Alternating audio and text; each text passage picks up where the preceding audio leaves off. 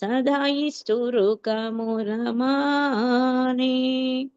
ಹರೇ ಕೃಷ್ಣ ಕೃಷ್ಣ ಕೃಷ್ಣ ಹರೇ ಹರೇ, ಹರೇ ರಾಮ ರಾಮ ರಾಮ ಹರೇ ಹರೇ.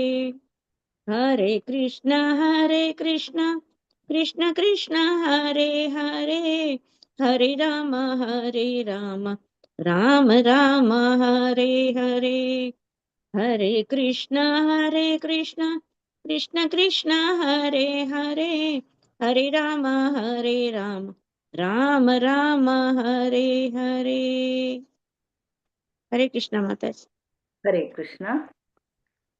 ಎಲ್ಲರಿಗೂ ಚೈತನ್ಯ ಚರಿತಾಮೃತ ಓದುವ ತರಗತಿಗೆ ಸ್ವಾಗತ, ಸುಸ್ವಾಗತ. ಮಂಗಳಾಚರಣೆಯೊಂದಿಗೆ ಇವತ್ತಿನ ತರಗತಿಯನ್ನು ಶುರು ಮಾಡೋಣ. ಓಂ ನಮೋ ಭಗವತೆ ವಾಸುದೇವಾಯ. ಓಂ ನಮೋ ಭಗವತೆ ವಾಸುದೇವಾಯ. ಓಂ ನಮೋ ಭಗವತೆ ವಾಸುದೇವಾಯ. ಓಂ ಅಜ್ಞಾನತಿಮಿರಾಂಧಸ್ಯ ಜ್ಞಾನಾಂಜನಶಲಾಕಯಾ ಚಕ್ಷುರುನ್ಮೀಲಿತಂ ಯೇನ ತಸ್ಮೈ ಶ್ರೀ ಗುರವೇ ನಮಃ. ಶ್ರೀ ಚೈತನ್ಯಮನೋಭೀಷ್ಟಂ ಸ್ಥಾಪಿತಂ ಯೇನ ಭೂತಲೆ ಸ್ವಯಂ ರೂಪ ಕದಾ ಮಹ್ಯಂ ದದಾತಿ ಸ್ವಪದಾಂತಿಕಂ. ವಂದೇಹಂ ಶ್ರೀಗುರೋ ಶ್ರೀಯುತಪದಕಮಲಂ ಶ್ರೀಗುರೂನ್ ವೈಷ್ಣವಾಶ್ಚ ಶ್ರೀರೂಪಂ ಸಾಗ್ರಜಾತಂ ಸಹಗಣ ರಘುನಾಥಾನ್ವಿತಂ ಸಜೀವಂ ಸಾದ್ವೈತಂ ಸಾವಧೂತಂ ಪರಿಜನ ಸಹಿತಂ ಶ್ರೀಕೃಷ್ಣ ಚೈತನ್ಯ ದೇವಂ ಶ್ರೀರಾಧಾ ಕೃಷ್ಣ ಪಾದಾನ್ ಸಹಗಣ ಲಲಿತಾ ಶ್ರೀ ವಿಶಾಖಾನ್ವಿತಾಂಶ್ಚ. ಹೇ ಕೃಷ್ಣ ಕರುಣಾ ಸಿಂಧೋ ದೀನಬಂಧೋ ಜಗತ್ಪತೆ ಗೋಪೇಶ ಗೋಪಿಕಾ ಕಾಂತ ರಾಧಾ ಕಾಂತ ನಮೋಸ್ತುತೆ. ತಪ್ತ ಕಾಂಚನ ಗೌರಾಂಗಿ ರಾಧೆ ವೃಂದಾವನೇಶ್ವರಿ ವೃಷಭಾನುಸುತೆ ದೇವಿ ಪ್ರಣಮಾಮಿ ಹರಿಪ್ರಿಯೇ. ವಾಂಛಾಕಲ್ಪತರುಭ್ಯಶ್ಚ ಕೃಪಾ ಸಿಂಧುಭ್ಯ ಏವ ಚ ಪತಿತಾನಾಂ ಪಾವನೇಭ್ಯೋ ವೈಷ್ಣವೇಭ್ಯೋ ನಮೋ ನಮಃ. ನಮೋ ಓಂ ವಿಷ್ಣುಪದಾಯ ಕೃಷ್ಣಪೃಷ್ಠಾಯ ಭೂತಲೆ ಶ್ರೀಮತಿ ಭಕ್ತಿ ವೇದಾಂತ ಸ್ವಾಮಿನ್ ಇತಿ ನಾಮಿನೇ. ನಮಸ್ತೆ ಸರಸ್ವತಿ ದೇವಿ ಗೌರವಾಣಿ ಪ್ರಚಾರಿಣೆ ನಿರ್ವಿಶೇಷ ಶೂನ್ಯವಾದಿ ಪಾಶ್ಚಾತ್ಯ ದೇಶತಾರಿಣೆ. ಜಯ ಶ್ರೀ ಕೃಷ್ಣ ಚೈತನ್ಯ ಪ್ರಭೋ ನಿತ್ಯಾನಂದ ಶ್ರೀ ಅದ್ವೈತ ಗದಾಧರ ಶ್ರೀವಾಸಾದಿ ಗೌರ್ ಭಕ್ತ ವೃಂದ. ಹರೇ ಕೃಷ್ಣ ಕೃಷ್ಣ ಕೃಷ್ಣ ಹರೇ ಹರೇ, ಹರೇ ರಾಮ ರಾಮ ರಾಮ ಹರೇ ಹರೇ. श्री श्री राधा गोविंद की जय, श्री श्री गौर नेताय की जय, जगत गुरु श्रील प्रभुपाद की जय, ಶ್ರೀ ಚೈತನ್ಯ ಚರಿತಾಮೃತ ಗ್ರಂಥರಾಜ್ ಕಿ ಜೈ. ಇಲ್ಲಿ ನೆರೆದಿರುವಂತ ಎಲ್ಲ ಭಕ್ತರಂದರಿಗೂ ಜೈ. ಹರೇ ಕೃಷ್ಣ ಕೃಷ್ಣ ಕೃಷ್ಣ ಹರೇ ಹರೇ, ಹರೇ ರಾಮ ರಾಮ ರಾಮ ಹರೇ ಹರೇ.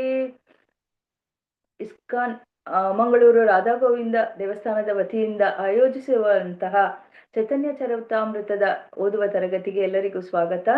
ಅಲ್ಲಿನ ಅಧ್ಯಕ್ಷರಾದ ಶ್ರೀ ನಾಮನಿಷ್ಠ ದಾಸ ಪ್ರಭುಜಗಳಿಗೆ ವಂದನೆಗಳನ್ನು ಸಲ್ಲಿಸುತ್ತಾ, ನನ್ನ ಎಲ್ಲ ಶಿಕ್ಷಕ ಗುರುಗಳಿಗೂ ವಂದನೆಗಳನ್ನು ಸಲ್ಲಿಸುತ್ತಾ, ಸಂಪ್ರದಾಯದಲ್ಲಿರುವಂತಹ ಎಲ್ಲ ಗುರು ಪರಂಪರೆಯಲ್ಲಿರುವಂತಹ ಎಲ್ಲ ಗುರುಗಳಿಗೂ ವಂದನೆಗಳನ್ನು ಸಲ್ಲಿಸುತ್ತಾ ಇವತ್ತಿನ ಓದುವ ತರಗತಿಯನ್ನು ಶುರು ಮಾಡೋಣಂತೆ. ಹರೇ ಕೃಷ್ಣ. ಸ್ಕ್ರೀನ್ ಕಾಣತ್ತಲ್ಲ?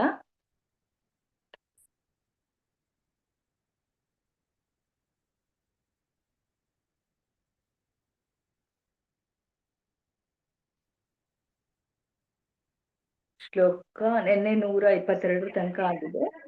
ಸ್ಕ್ರೀನ್ ಕಾಣ್ತಾ ಇಲ್ಲ ಮಾತಾಜಿ. ಕಾಣ್ತಾ ಇಲ್ವಾ? ಇಲ್ಲ ಮಾತಾಜಿ. ನಾನು ಇದು ಮಾಡ್ತೀನಿ.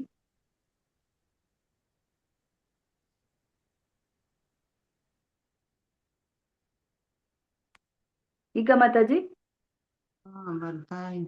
ಬಂತು ಮಾತಾಜಿ. ಕಾಣ್ತಿದೆ ಮಾತಾಜಿ. ಹರೇ ಕೃಷ್ಣ.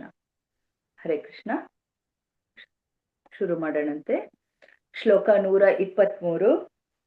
ವಸ್ತುತಃ ಪರಿಣಾಮ ವಾದ ಸೇ ಪ್ರಮಾಣ ದೇಹೇ ಆತ್ಮ ಬುದ್ಧಿ ಏಹಿ ವಿವರ್ತೇರಾಸ್ಥಾನ. ಯಾರಾದ್ರೂ ಓದಿ. ಹರೇ ಕೃಷ್ಣ. ನೆನ್ನೆ ಯಾರು ಓದಿಲ್ಲಪ್ಪ, ಅವ್ರ ಹ್ಯಾಂಡ್ ರೈಸ್ ಮಾಡಿ.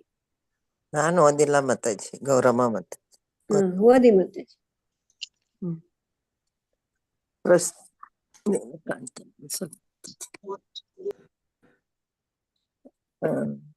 ಶ್ಲೋಕ 123. ವಸ್ತುತ ಪರಿಣಾಮ ವಾದ ಸ್ವಲ್ಪ ಕಾಣ್ತಾ ಇದೆಯಾ ಮಾತಾಜಿ? ವಾದ ಸೇಹಿ ಸೇನೆ ಪ್ರಮಾಣ ದೇಹೇ ಆತ್ಮ ಬುದ್ಧಿ ದೇಹಿ ದಿವರ್ತೇರ ಸ್ಥಾನ ಪರಿಣಾಮವಾದ ಶಕ್ತಿಯ ರೂಪಾಂತರ ಸೇಯಿ ಅದು ಸೇ ಮಾತ್ರ ಪ್ರಮಾಣ ಆಧಾರ ದೇಹೇ ದೇಹದಲ್ಲಿ ಆತ್ಮಬುದ್ಧಿ ಆತ್ಮವನ್ನು ಕುರಿತ ಗ್ರಹಿಕೆ ಏ ಈ ಇದು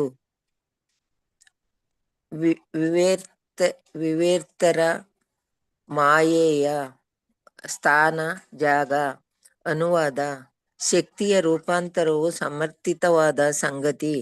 ಆತ್ಮವನ್ನು ಕುರಿತಂತೆ ಮಿಥ್ಯ ದೈಹಿಕ ಗ್ರಹಿಕೆಯ ಒಂದು ಮಾಯೆ. ಭಾವಾರ್ಥ: ಜೀವಿಯು ಆಧ್ಯಾತ್ಮಿಕ ಕಿಡಿ. ಅವನು ದೇವೋತ್ತಮ ಪರಮ ಪುರುಷನ ವಿಭಿನ್ನಾಂಶ.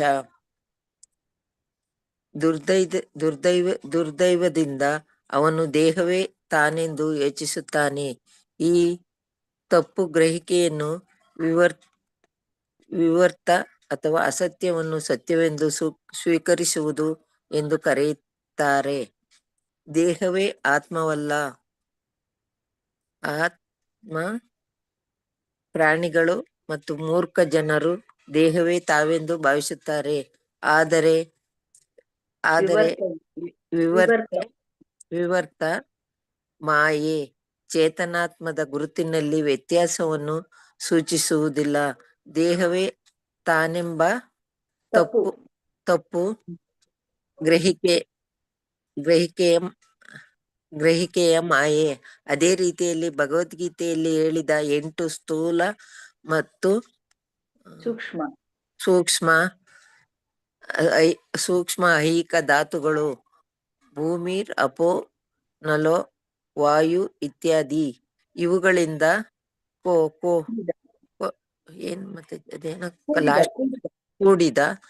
ಕೂಡಿದ ದೇವೋತ್ತಮ ಪರಮ ಪುರುಷನ ಬಾಹ್ಯ ಶಕ್ತಿಯು ಬೇರೆ ಬೇರೆ ಹಂತಗಳಲ್ಲಿ ಕ್ರಿಯೆ ಮತ್ತು ಪ್ರತಿಕ್ರಿಯೆಗಳನ್ನು ಮಾಡಿದಾಗ ಬದಲಾಗುವುದಿಲ್ಲ. ಹರೇ ಕೃಷ್ಣ ಮಾತಾಜಿ. ಓದ್ಲಾ? ಹರೇ ಕೃಷ್ಣ ಮಾತಾಜಿ. ಹರೇ ಕೃಷ್ಣ ಮಾತಾಜಿ. ಧನ್ಯವಾದಗಳು. ಇನ್ನು 2 ಶ್ಲೋಕ ಹಂಗೆ ಓದ್ಬಿಡೋಣ, ಆಮೇಲೆ ಒಟ್ಟಿಗೆ ಮಾಡೋಣ. ಭಗವಾನ್ ಇಚ್ಛಾಯ ಜಗತ್ ರೂಪೇ ಪಾಯ ಪರಿಣಾಮ. ಓದಿ ನೆಕ್ಸ್ಟ್.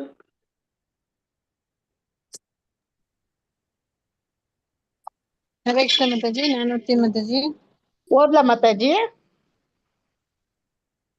ಹರೇ ಕೃಷ್ಣ. ಓದಿ ಭಾಗ್ಯಲಕ್ಷ್ಮಿ ಮಾತಾಜಿ.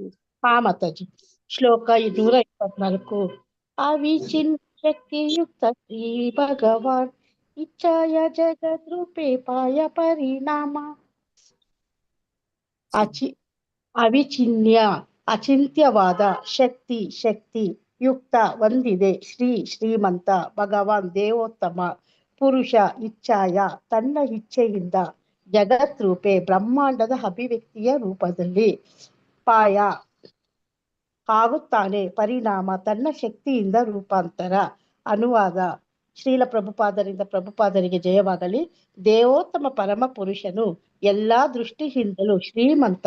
ಆದ್ದರಿಂದ ಅವನು ತನ್ನ ಅಚಿಂತ್ಯ ಶಕ್ತಿಗಳ ಮೂಲಕ ಐಹಿಕ ಬ್ರಹ್ಮಾಂಡದ ಅಭಿವ್ಯಕ್ತಿಯನ್ನು ರೂಪಾಂತರಿಸಿದ್ದಾನೆ. ಹರೇ ಕೃಷ್ಣ ಮಾತಾಜಿ. ಓದ್ಬೇಕಾ ಮಾತಾಜಿ ಇದು? ಧನ್ಯವಾದಗಳು ಮಾತಾಜಿ. ಧನ್ಯವಾದಗಳು ಮಾತಾಜಿ. ಶ್ಲೋಕ 125. ತಥಾಪಿ ಅಚಿಂತ್ಯ ಶಕ್ತಿ ಹಯ ಅವಿಕಾರಿ ಪ್ರಾಕೃತ ಚಿಂತಾಮಣಿ ತಾಹೇ ದುಷ್ಟಾಂತ ಯೇ ಧರಿ. ನೆಕ್ಸ್ಟ್ ಹರೇ ಓದಿ. ಕೃಷ್ಣ. ಲಿನೇಲ್ ಯಾರು ಲಾಸ್ಟ್ ಓದಿದ್ದು? ಅಂಬಿಕಾ ಮಾತಾಜಿ ಓದಿ. ಇದು ಗೊತ್ತಾಗ್ತಿಲ್ಲ ನಂಗೆ, ಅವ್ರು ಹೇಳಿದ್ರೆ ಒಳ್ಳೇದಿತ್ತು. ತಥಾಪಿ ಅಚಿಂತ್ಯ ಶಕ್ತಿ ಹಯಃ ವಿಕಾರಿ ಪ್ರಾಕೃತ ಚಿಂತಾಮಣಿ ತಾಹೇ ದೃಷ್ಟಾಂತ ಹೇತರಿ. ಅನುವಾದ ಓದದ ಮಾತಾಜಿ, ಅರ್ಥ? ಓದಿ ಓದಿ. ಓದಿ ಮಾತಾಜಿ. ಓ ಅಚಿಂತ್ಯ ಶಕ್ತಿ ಅಚಿಂತ್ಯವಾದ ಶಕ್ತಿಯಿಂದ ಹಯ ಉಳಿಯುತ್ತಾನೆ. ಅವಿಕಾರಿ ಬದಲಾವಣೆ ಇಲ್ಲದೆ. ಪ್ರಾಕೃತ ಐಹಿಕ ಚಿಂತಾಮಣಿ ಸ್ಪರ್ಶಮಣಿ ತಾಹೇರ ಅದೇನ ಕಾಣಿಸಲ್ಲ ವಿಚಾರವಾಗಿ ತಾಹೇರ ವಿಚಾರವಾಗಿ ದೃಷ್ಟಾಂತ ನಿದರ್ಶನ ಹೇ ಯಾವುದು ಧರಿ ನಾವು ಅಂಗೀಕರಿಸುತ್ತೇವೆ. ಅನುವಾದ ಶ್ರೀಲ ಪ್ರಭುಪಾದರಿಗೆ ಜೈ. ಸ್ಪರ್ಶಮಣಿಯು ತನ್ನ ಶಕ್ತಿಯಿಂದ ಕಬ್ಬಿಣವನ್ನು ಚಿನ್ನವನ್ನಾಗಿ ಮಾಡಿದರೂ ತಾನು ಮೊದಲಿನಂತೆಯೇ ಉಳಿಯುವ ಉದಾಹರಣೆಯನ್ನು ಬಳಸಿಕೊಂಡು ದೇವೋತ್ತಮ ಪರಮ ಪುರುಷನು ತನ್ನ ಅಸಂಖ್ಯ ಶಕ್ತಿಗಳನ್ನು ರೂಪಾಂತರಿಸಿದರೂ ತಾನು ಬದಲಾಗದೆ ಉಳಿಯುತ್ತಾನೆ ಎನ್ನುವುದನ್ನು ನಾವು ಅರ್ಥ ಮಾಡಿಕೊಳ್ಳಬಹುದು. ಹರೇ ಕೃಷ್ಣ ಮಾತಾಜಿ. ಓದದ ಮಾತಾಜಿ. ಹರೇ ಕೃಷ್ಣ. ಧನ್ಯವಾದಗಳು ಮಾತಾಜಿ. ಇದು ನೋಡೋಣಂತೆ 23ರಿಂದ ಆಮೇಲಿಂದ ಮುಂದೆ ಹೋಗೋಣಂತೆ. ಸೊ ಇಲ್ಲಿ 123ನೇ ಶ್ಲೋಕದಲ್ಲಿ ಏನ್ ಹೇಳ್ತಾ ಇದ್ದಾರೆ? ನಿನ್ನೆ ಒಂದು ಶ್ಲೋಕದಲ್ಲಿ ಏನ್ ಹೇಳಿದ್ರು ಅಂತಂದ್ರೆ, ಶಂಕರಾಚಾರ್ಯರು ಹೇಗೆ ಅದ್ವೈತವನ್ನ ಪ್ರಚಾರ ಮಾಡಿದ್ರು ಅಂದ್ರೆ ಮಾಯಾವಾದ ದರ್ಶನವನ್ನ ತಂದಾಗ ಏನಾಯ್ತು, ಜನರಿಗೆ ಕನ್ಫ್ಯೂಸ್ ಆಗೋಯ್ತು ಅಲ್ವಾ? ಅಲ್ಲಿ ಆತ್ಮ ದೇಹದ ಬಗ್ಗೆ ಕನ್ಫ್ಯೂಸ್ ಆಗೋಯ್ತು. ಹಾಗಾಗಿ ಅದು ಪರಿಪೂರ್ಣ ಅಲ್ಲ, ಅದು ಹೇಗೆ ಪರಿಪೂರ್ಣ ಅನ್ನೋದನ್ನ ಹೇಳ್ತಾ ಬರ್ತಾ ಇದ್ದಾರೆ. ಅಂದ್ರೆ ಅವರು ಶಕ್ತಿಯ ಬಗ್ಗೆ ಅವರು ಒಪ್ಕೊಂಡ್ರು, ಶಕ್ತಿಯ ಹಿಂದೆ ಶಕ್ತಿಮಾನನ ಅವರು ಅರಿತಾ ಇಲ್ಲ ಅನ್ನೋದನ್ನ ನಾವು ಇಲ್ಲಿ ಅರ್ಥ ಮಾಡ್ಕೋಬಹುದು. ಸೊ ಹಾಗಾಗಿ ಯಾವಾಗ್ಲೂ ಅಷ್ಟೇ ಭಗವಂತನಿಂದ ಬಂದಿರುವಂತಹ ದಿವ್ಯ ಜ್ಯೋತಿ ಬ್ರಹ್ಮನ ಆಗಿರುವಂಥದ್ದು. ಆ ಭಗವಂತನಿಂದ ಬರದೇ ಇದ್ರೆ ಬ್ರಹ್ಮ ಜ್ಯೋತಿಗೆ ಅಲ್ಲಿ ಅಭಿವ್ಯಕ್ತ ಆಗೋದಿಕ್ಕೆ ಸಾಧ್ಯವೇ ಇಲ್ಲ. ಹಾಗೆ ಅವರು ಬರೇ ಆ ಒಂದು ಜ್ಯೋತಿಯನ್ನ ಅವರು ಪರಿಗಣಿಸಬಹುದೇ ಹೊರತು ಅವರು ಜ್ಯೋತಿಯ ಹಿಂದೆ ಇರುವಂತಹ ಶಕ್ತಿಮಾನನ್ನ ಪರಿಗಣಿಸೋದಿಲ್ಲ. ಆತ್ಮ ಮತ್ತೆ ದೇಹವನ್ನ ಅವರು ಒಂದೇ ಅಂತ ತಿಳಿಯುವಂಥವ್ರು. ಹಾಗಾಗಿ ಶಕ್ತಿಯ ರೂಪಾಂತರವು ಸಮರ್ಥಿತವಾದಂತಹ ಸಂಗತಿ. ಯಾಕೆ ಅಂತಂದ್ರೆ ಶಕ್ತಿ ಇದೆ, ಕರೆಕ್ಟ್, ಅವರು ಒಪ್ತಾರೆ, ಎಲ್ಲರೂ ಒಪ್ಪಲೇಬೇಕಾಗಿರುವಂಥದ್ದು. ಯಾವುದೂ ಶಕ್ತಿ ಇಲ್ಲದೆ ನಡೆಯೋದಿಕ್ಕೆ ಸಾಧ್ಯವೇ ಇಲ್ಲ ಅಲ್ವಾ? ಭಗವಂತನ ಆ ಒಂದು ಶಕ್ತಿಗಳನ್ನ ನಾವು ಎಲ್ಲದರಲ್ಲೂ ನೋಡೋದಿಕ್ಕೆ ಸಾಧ್ಯ. ಒಂದು ಸೂರ್ಯನ ಬೆಳಕಾಗಿರ್ಬಹುದು, ಅಥವಾ ಆ ಒಂದು ಗಾಳಿಯ ಒಂದು ಇದನ್ನ ಬೀಳಿಸುವಂಥದ್ದಾಗಿರ್ಬಹುದು, ಪ್ರಕೃತಿಯಲ್ಲಿ ಇರುವಂತಹ ಎಲ್ಲ ವಸ್ತುಗಳನ್ನ ನೋಡಿದಾಗ ಅಲ್ಲಿ ಶಕ್ತಿಯನ್ನ ನಾವು ಅರ್ಥ ಮಾಡ್ಕೋಬಹುದು. ಯಾಕೆ ಅಂತಂದ್ರೆ ಅದು ಸಮರ್ಥಿತವಾಗಿರುವಂಥದ್ದು. ಆದ್ರೆ ಆತ್ಮವನ್ನು ಕುರಿತಂತೆ ಮಿಥ್ಯಾದೈಹಿಕ ಗ್ರಹಿಕೆಯು ಒಂದು ಮಾಯೆ ಅಂತ ಇಲ್ಲಿ ಹೇಳ್ತಾ ಇದ್ದಾರೆ. ಅಂದ್ರೆ ಆತ್ಮದ ಬಗ್ಗೆ ತಿಳುವಳಿಕೆ ಇಲ್ಲದೆ ಅವರು ಶಕ್ತಿಯನ್ನ ಮಾತ್ರ ಅವರು ಗ್ರಹಿಸುವಂಥದ್ದು. ಸೊ ಭಗವದ್ಗೀತೆಯಲ್ಲೇ ಭಗವಂತ ಹೇಳಿರುವಂಥದ್ದು ಹೇಗೆ ಆತ್ಮ ಅನ್ನುವಂಥದ್ದು ಪರಮಾತ್ಮನೊಂದಿಗೆ ಎಲ್ಲ ಜೀವರಾಶಿಗಳಲ್ಲೂ ಇರುವಂಥದ್ದು ಅಲ್ವಾ?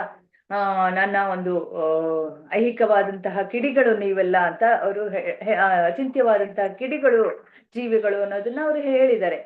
ಸೊ ಹಾಗಾಗಿ ಆತ್ಮ ಪರಮಾತ್ಮ ಇದ್ದಾಗ ಅಲ್ಲಿ ಆತ್ಮದ ಒಂದು ಅಸ್ತಿತ್ವತೆ ಇರತ್ತೆ. ಆದ್ರೆ ಅದನ್ನ ಶಂಕರಾಚಾರ್ಯರ ಮಾಯವಾದ ತತ್ವದಲ್ಲಿ ಅದು ಪೂರ್ಣವಾಗಿ ಅವರು ಒಪ್ಪಿಲ್ಲ. ಸೊ ಜೀವಿ ಒಂದು ಆಧ್ಯಾತ್ಮಿಕ ಕಿಡಿ, ಆದ್ರೆ ದೇವೋತ್ತಮ ಪರಮ ಪುರುಷನಿಂದ ಸಪರೇಟ್ ಆದಂತಹ ಕಿಡಿ. ಆ ಭೌತಿಕ ಜಗತ್ತಿಗೆ ಬಂದಾಗ ಅವನು ಆ ಒಂದು ಗುಣಗಳನ್ನ ಹೊಂದಿರೋದಿಲ್ಲ. ಸೊ ಆದ್ರೆ ಆ ಗ್ರಹಿಕೆ ಏನಿದೆ, ನಾವು ಭಗವಂತನ ಅಂಶ ಅನ್ನುವಂತಹ ಗ್ರಹಿಕೆ ಏನಿದೆ ಅದನ್ನ ಸ್ವೀಕರಿಸೋದಿಲ್ಲ. ಮತ್ತೆ ತಪ್ಪು ರೀತಿಯಲ್ಲಿ ಅವರು ವಿಶ್ಲೇಷಣೆಯನ್ನ ಮಾಡ್ತಾರೆ. ಹೇಗೆ ಅಂತಂದ್ರೆ ದೇಹವೇ ಆತ್ಮವಲ್ಲ, ಆದರೆ ಪ್ರಾಣಿಗಳು ಮತ್ತು ಮೂರ್ಖ ಜನರು ದೇಹವೇ ತಾವೆಂದು ಭಾವಿಸುತ್ತಾರೆ. ಆದರೆ ವಿವರ್ತವು ಅಂದ್ರೆ ಮಾಯೆ ಚೇತನಾತ್ಮದ ಗುರುತಿನಲ್ಲಿ ವ್ಯತ್ಯಾಸವನ್ನು ಸೂಚಿಸುವುದಿಲ್ಲ. ದೇಹವೇ ತಾನೆಂಬ ತಪ್ಪು ಗ್ರಹಿಕೆಯೇ ಮಾಯೆ. ಸೊ ಈಗ ಭೌತಿಕ ಜಗತ್ತಿಗೆ ಬಂದಂತಹ ಬದ್ಧಜೀವಿಗಳು ಅದೇ ರೀತಿಯ ಒಂದು ರೀತಿಯಲ್ಲಿ ಅವರು ಜೀವನವನ್ನ ಮಾಡ್ತಾ ಇರುವಂಥದ್ದು. ಆತ್ಮದ ಒಂದು ಪರಿಮೆ ಇಲ್ಲದೆ ಅವರು ಜೀವನ ಮಾಡ್ತಾ ಇರೋದ್ರಿಂದ ಹೇಗೆ ಬದ್ಧ ಸ್ಥಿತಿಯನ್ನ ಅವರು ತಲುಪ್ತಾ ಇದ್ದಾರೆ ಅಂತಂದಾಗ ನಾವು ಆ ಒಂದು ಸಣ್ಣ ಉದಾಹರಣೆಯಿಂದಲೇ ತಿಳ್ಕೊಳ್ಳೋಕೆ ಸಾಧ್ಯ ಆಗತ್ತೆ ಹೇಗೆ ಮಾಯೆ ಅನ್ನುವಂಥದ್ದು ಆತ್ಮದ ಒಂದು ಅಸ್ತಿತ್ವವನ್ನ ಹೇಗೆ ಮುಚ್ಚತ್ತೆ ಏನಂತ. ಅದೇ ರೀತಿಯಲ್ಲಿ ಭಗವದ್ಗೀತೆಯಲ್ಲಿ ಹೇಳಿರುವಂತೆ ಅಂದ್ರೆ ಭಗವಂತನ ಶಕ್ತಿಗಳಾದಂತಹ ಏನು ಭೂಮಿ ರಾಪೋ ನಲೋ ವಾಯು 8 ಶಕ್ತಿಗಳನ್ನ ಹೇಳಿದ್ರು ಅಲ್ವಾ. ಭೂಮಿ, ಆಕಾಶ, ಗಾಳಿ, ನೀರು, ಬೆಂಕಿ, ಮತ್ತೆ ಸೂಕ್ಷ್ಮವಾದಂತಹ ಮನಸ್ಸು, ಬುದ್ಧಿ, ಅಹಂಕಾರ ಎಲ್ಲವೂ ಭಗವಂತನ ಶಕ್ತಿಗಳೇ ಆಗಿರುವಂಥದ್ದು. ಸೊ ಇವೆಲ್ಲ ಐಹಿಕ ಧಾತುಗಳಾಗಿರುವಂಥದ್ದು. ಆದರೆ ಭಗವಂತನಿಂದ ಬೇರ್ಪಟ್ಟಂತಹ ಆತ್ಮಕ್ಕೆ ಈ 8 ಏನು ಶಕ್ತಿಗಳು ಸೇರಿದಾಗ ಅವನು ಇಲ್ಲಿ ಭೌತಿಕ ಜಗತ್ತಿನಲ್ಲಿ ಒಂದು ದೇಹವನ್ನ ಧರಿಸ್ತಾನೆ. ಆದ್ರೆ ಅದು ಆತ್ಮಕ್ಕೆ ಪೂರ್ಣವಲ್ಲ. ಆತ್ಮದ ಒಂದು ಇದು ಏನಾಗಿರುತ್ತೆ, ಭಗವಂತನ ಒಂದು ಅಂಶವಾಗಿರೋದ್ರಿಂದ ಭಗವಂತನ ರೀತಿಯಲ್ಲೇ ಇರುವಂಥದ್ದು. ಆದ್ರೆ ಒಂದೇ ಒಂದು ಡಿಫ್ರೆನ್ಸ್ ಏನು ಅಂದ್ರೆ ಅದು ಆಧ್ಯಾತ್ಮಿಕ ಜಗತ್ತಿನಲ್ಲಿ ಮಾತ್ರನೇ ಭಗವಂತನ ಒಂದು ಗುಣಗಳನ್ನ ಹೊಂದೋದಿಕ್ಕೆ ಸಾಧ್ಯ. ಭೌತಿಕ ಜಗತ್ತಿನಲ್ಲಿ ಆ ಗುಣಗಳನ್ನ ಪಡೆಯೋದಿಕ್ಕೆ ಅದು ಆತ್ಮ ತತ್ವದ ಮಾರ್ಗಕ್ಕೆ ಹಿಡಿಬೇಕಾಗತ್ತೆ. ಸೊ ಅದನ್ನ ಪ್ರಭುಪಾದರು ಆಗ್ಲಿ ಅಥವಾ ಇಲ್ಲಿ ಚೈತನ್ಯ ಚರಿತಾಮೃತದ ಈ ಒಂದು ಶ್ಲೋಕದಲ್ಲಿ ನಮಗೆ ತಿಳಿಸ್ತಾ ಇದ್ದಾರೆ. ಇನ್ನು 124ನೇ ಶ್ಲೋಕದಲ್ಲಿ ಅವಿಚಿಂತ್ಯ ಶಕ್ತಿಯುತ ಶ್ರೀ ಭಗವಾನ್ ಇಚ್ಛಾಯ ಜಗತ್ ರೂಪೇ ಪಾಯ ಪರಿಣಾಮ.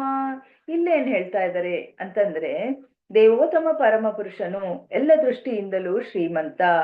ಆದ್ದರಿಂದ ಅವನು ತನ್ನ ಅಚಿಂತ್ಯ ಶಕ್ತಿಗಳ ಮೂಲಕ ಐಹಿಕ ಬ್ರಹ್ಮಾಂಡದ ಅಭಿವ್ಯಕ್ತಿಯನ್ನು ರೂಪಾಂತರಿಸುತ್ತಾನೆ. ಅಂದ್ರೆ ಭಗವಂತ ಷಡೈಶ್ವರ್ಯ ಸಂಪನ್ನನಾಗಿರುವಂಥವನು. ಅವನ ಶಕ್ತಿಗಳನ್ನ ಯಾರೂ ಸಹ ತಿಳಿಯೋದಿಕ್ಕೆ ಸಾಧ್ಯ ಇಲ್ಲ. ಅವನ ಇಚ್ಛಾರೂಪವಾಗಿ ಅವನು ತನ್ನ ಒಂದು ಕ್ರಿಯೆಗಳನ್ನ ಮಾಡುವಂಥದ್ದು. ಆ ಒಂದು ಇಚ್ಛಾಪೂರ್ಣವಾದಂತಹ ಕ್ರಿಯೆಗಳಲ್ಲಿ ಜೀವಿಗಳನ್ನ ಈ ಒಂದು ಭೌತಿಕ ಜಗತ್ತಿಗೂ ಕಳಿಸುವಂಥದ್ದು ಅಲ್ವಾ. ಹಾಗಾಗಿ ಇದೆಲ್ಲ ಭಗವಂತನ ಒಂದು ರೂಪಾಂತರಗೊಂಡಂತಹ ಈ ಒಂದು ಐಹಿಕ ಪ್ರಪಂಚ ಅನ್ನೋದು ಏನ್ ನೋಡ್ತೀವೋ ಅದೆಲ್ಲ ಭಗವಂತನ ಒಂದು ಶಕ್ತಿಯ ಒಂದು ರೂಪಾಂತರವೇ ಆಗಿರುವಂಥದ್ದು.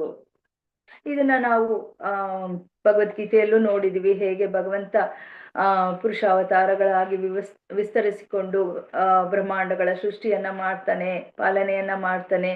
ಮತ್ತೆ ಅದೇ ರೀತಿಯಲ್ಲಿ ಅವನು ಲಯವನ್ನು ಸಹ ಮಾಡುವಂಥದ್ದು.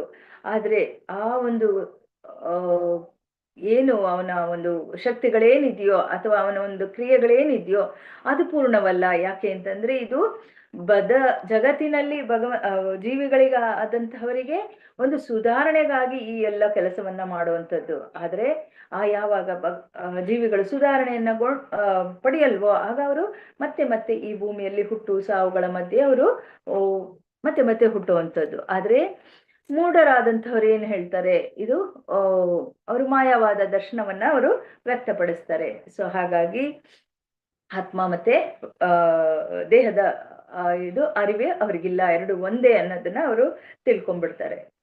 ಇನ್ನು ಮುಂದೆ ಏನೇ ಹೇಳ್ತಾರೆ, ತಥಾಪಿ ಅಚಿಂತ್ಯ ಶಕ್ತಿ ಹಯ್ಯ ಅವಿಕಾರಿ ಪ್ರಾಕೃತ ಚಿಂತಾಮಣಿ ತಾಹೇ ದೃಷ್ಟಾಂತ ಏದರಿ. ಸ್ಪರ್ಶಮಣಿಯು ತನ್ನ ಶಕ್ತಿಯಿಂದ ಕಬ್ಬಿಣವನ್ನು ಚಿನ್ನವನ್ನಾಗಿ ಮಾಡಿದರು. ತಾನು ಮೊದಲಿನಂತೆ ಉಳಿಯುವ ಉದಾಹರಣೆಯನ್ನು ಬಳಸಿಕೊಂಡು ದೇವೋತ್ತಮ ಪರಮ ಪುರುಷನು ತನ್ನ ಅಸಂಖ್ಯ ಶಕ್ತಿಗಳನ್ನು ರೂಪಾಂತರಿಸಿದರೂ ತಾನು ಬದಲಾಗದೆ ಉಳಿಯುತ್ತಾನೆ ಎನ್ನುವುದನ್ನು ನಾವು ಅರ್ಥ ಮಾಡಿಕೊಳ್ಳಬಹುದು. ಸೊ ಹೇಗೆ ಭಗವಂತನ ಒಂದು ಅಚಿಂತ್ಯ ಶಕ್ತಿಗಳು ಕೆಲಸ ಮಾಡತ್ತೆ, ಭಗವಂತ ಆ ಒಂದು ಕೆಲಸಗಳಲ್ಲಿ ಹೇಗೆ ತೊಡ್ಕೊಳ್ತಾನೆ ಅನ್ನೋದನ್ನ ನಮಗೆ ಈ ಒಂದು ಶ್ಲೋಕದಲ್ಲಿ ನೋಡಬಹುದು. ಉದಾಹರಣೆಗೆ ಸ್ಪರ್ಶಮಣಿಯ ಒಂದು ಉದಾಹರಣೆಯನ್ನ ಕೊಡ್ತಾ ಇದ್ದಾರೆ, ಟಚ್ ಸ್ಟೋನ್ ಅಂತ. ಅದು ಏನನ್ನ ಮುಟ್ಟಿದ್ರು, ಒಂದು ಕಲ್ಲಿನ ಒಂದು ಪಾತ್ರೆಯನ್ನ ಮುಟ್ಲಿ, ಕಲ್ಲನ್ನ ಮುಟ್ಲಿ, ಅಥವಾ ಒಂದು ಕಬ್ಬಿಣವನ್ನ ಮುಟ್ಲಿ, ಅದು ಚಿನ್ನವನ್ನಾಗಿಸುವಂಥದ್ದು. ಆ ರೀತಿಯಾದಂತಹ ಶಕ್ತಿಯನ್ನ ಅದು ಹೊಂದಿರುವಂಥದ್ದು. ಸೊ ಅಂದ್ರೆ ಅದರ ಒಂದು ಅಪರೂಪವಾದಂತಹ ಶಕ್ತಿ ಅದನ್ನ ಹೊಂದಿದೆ ಅನ್ನೋದನ್ನ ನಾವು ನೋಡ್ಬೋದು. ಹಾಗನ್ಬಿಟ್ಟು ಅದನ್ನ ಬೇರೆ ಇದರಲ್ಲಿ ಅದನ್ನ ಬಳಸಿದ್ರೆ ಅದರ ಒಂದು ಶಕ್ತಿಯನ್ನ ಅದು ಕಳ್ಕೊಂಡಿದೆ ಅಂತಲ್ಲ, ಅದರ ಶಕ್ತಿ ಸದಾ ಇರುವಂತದ್ದು. ಹಾಗಾಗಿ ಭಗವಂತ, ಈಗ ನೋಡಿ, ನಾವು ಮೊಬೈಲನ್ನು ಯೂಸ್ ಮಾಡ್ತೀವಿ. ಆ ಮೊಬೈಲಲ್ಲಿ ನಮಗೆ ನಾವು ಕರೆನ್ಸಿಯನ್ನ ಹಾಕಿಸ್ಕೊಳ್ತೀವಿ. ಆ ಕರೆನ್ಸಿ ನಾವಿವಾಗ ಒಂದು 500 ರೂಪಾಯಿಗೆ ಹಾಕಿಸ್ಕೊಂಡಾಗ ಅದು ಹೇಗೆ ಕಡಿಮೆ ಆಗ್ತಾ ಬರುತ್ತೆ ಅಲ್ವಾ? 400, 300, 200, 100, ಆಮೇಲೆ 0 ಆಗತ್ತೆ. ಮತ್ತೆ ನಾವು ಅದನ್ನ ರೀಚಾರ್ಜ್ ಮಾಡ್ಬೇಕಾಗತ್ತೆ. ಆದ್ರೆ ಟಚ್ ಸ್ಟೋನ್ ಅನ್ನೋಂಥದ್ದು ಆ ರೀತಿಯಾಗಿ ಅಲ್ಲ. ಅದು ನಾವು ಎಷ್ಟೇ ಬಳಸ್ಲಿ, ಯಾವ ರೀತಿಯಾಗಿಯೇ ಬಳಸ್ಲಿ, ಅದರ ಒಂದು ಮೂಲ ಒಂದು ಏನಿರತ್ತೆ ಶಕ್ತಿ, ಅದು ಕಳ್ಕೊಳ್ಳಲ್ಲ. ಭಗವಂತನೂ ಶಕ್ತಿಗಳು ಅದೇ ರೀತಿಯಾಗಿರುವಂಥದ್ದು. ತಾನು ಏನೇ ಸೃಷ್ಟಿ ಕಾರ್ಯಗಳನ್ನ ಮಾಡಿದ್ರೂ ಸಹ ಅವನ ಶಕ್ತಿಗಳು ಯಾವತ್ತೂ ಸಹ ಬದಲಾಗಲ್ಲ, ಅದು ಸದಾ ಉಳಿಯುವಂಥದ್ದು ಅನ್ನೋದನ್ನ ಇಲ್ಲಿ ಹೇಳುವಂಥದ್ದು. ಸೊ ಹಾಗಾಗಿ ಆ ಮಾಯವಾದ ದರ್ಶನದಲ್ಲಿ ಯಾವ ತಪ್ಪುಗಳನ್ನ ಅವರು ಮಾಡಿರ್ತಾರೋ ಅದರ ಒಂದು ಸರಿಯಾದಂತಹ ಸ್ಥಿತಿಯನ್ನ ನಾವು ಅರ್ಥ ಮಾಡ್ಕೊಳ್ಳೋದು ತುಂಬಾ ಮುಖ್ಯ. ಇಲ್ಲದೆ ಇದ್ರೆ ತಪ್ಪು ಗ್ರಹಿಕೆ, ಆತ್ಮದ ಒಂದು ಅರಿವಿಲ್ಲದ ನಮ್ಮ ಒಂದು ಮೂಲವಾದಂತಹ ಒಂದು ಕರ್ತವ್ಯ ಏನು ಅನ್ನೋದನ್ನ ನಾವು ಮರೆತು ಬಿಡ್ತೀವಿ. ಸೊ ಹಾಗಾಗಿ ಅದನ್ನ ಇಲ್ಲಿ ತಿಳಿಸ್ತಾ ಇದ್ದಾರೆ. ಶ್ಲೋಕ 126. ನಾನಾ ರತ್ನ ರಾಶಿ ಹಯ ಚಿಂತಾಮಣಿ ಹೈತೆ ತಥಾಪಿಹ ಮಣಿ ರಹೆ ಸ್ವರೂಪೆ ಅವಿಕೃತೆ. ಓದಿ. ಹರೇ ಕೃಷ್ಣ. ಆರ್ತಿ ಮಾತಾಜಿ, ಆರ್ತಿ ಮಾತಾಜಿ. ಹರೇ ಕೃಷ್ಣ ಮಾತಾಜಿ.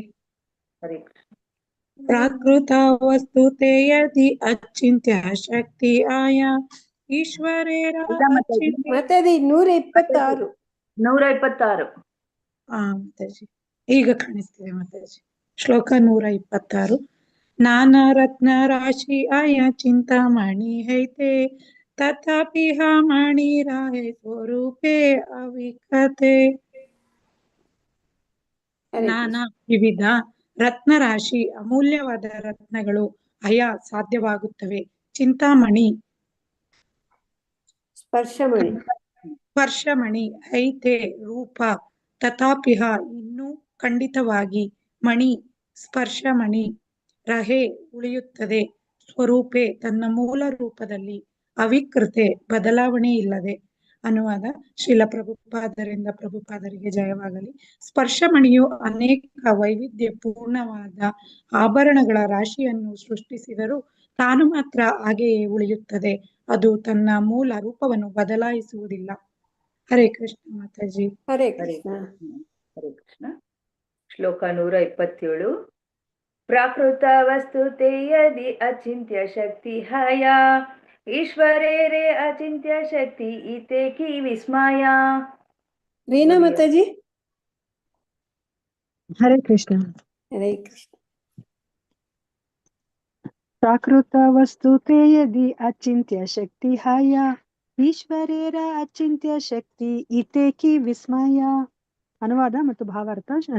ಪ್ರಾಕೃತ ವಸ್ತುತೆ ಐಹಿಕ ವಸ್ತುಗಳಲ್ಲಿ ಯದಿ ಒಂದು ಪಕ್ಷ, ಅಚಿಂತ್ಯ ಊಹಿಸಲಾಗದ, ಶಕ್ತಿ ಹಯ ಸಾಧ್ಯವಾಗುತ್ತದೆ, ಈಶ್ವರೇರ ಪರಮಪ್ರಭುವಿನ ಅಚಿಂತ್ಯ ಊಹಿಸಲಾಗದ ಶಕ್ತಿ ಇತೆ ಇದರಲ್ಲಿ ಕಿ ಏನು, ವಿಸ್ಮಯ ಆಶ್ಚರ್ಯ. ಅನುವಾದ ಮತ್ತು ಭಾವಾರ್ಥ ಶ್ರೀಲ ಪ್ರಭುಪಾದವರಿಂದ ಶ್ರೀಲ ಪ್ರಭುಪಾದವರಿಗೆ ಜಯವಾಗಲಿ. ಐಹಿಕ ವಸ್ತುಗಳಲ್ಲಿ ಅಂತಹ ಅನೂಹ್ಯವಾದ ಶಕ್ತಿಯು ಇರುತ್ತದಾದರೆ ದೇವೋತ್ತಮ ಪರಮಪುರುಷನ ಅನೂಹ್ಯ ಶಕ್ತಿಯನ್ನು ನಾವು ಏಕೆ ನಂಬಬಾರದು? ಭಾವಾರ್ಥ. ಈ ಶ್ಲೋಕದಲ್ಲಿ ವರ್ಣಿಸಲಾಗಿರುವ ಶ್ರೀ ಚೈತನ್ಯ ಮಹಾಪ್ರಭುಗಳ ವಾದವನ್ನು ಒಬ್ಬ ಸಾಮಾನ್ಯ ಮನುಷ್ಯನು ಬಹಳ ಸುಲಭವಾಗಿ ಅರ್ಥ ಮಾಡಿಕೊಳ್ಳಬಹುದು.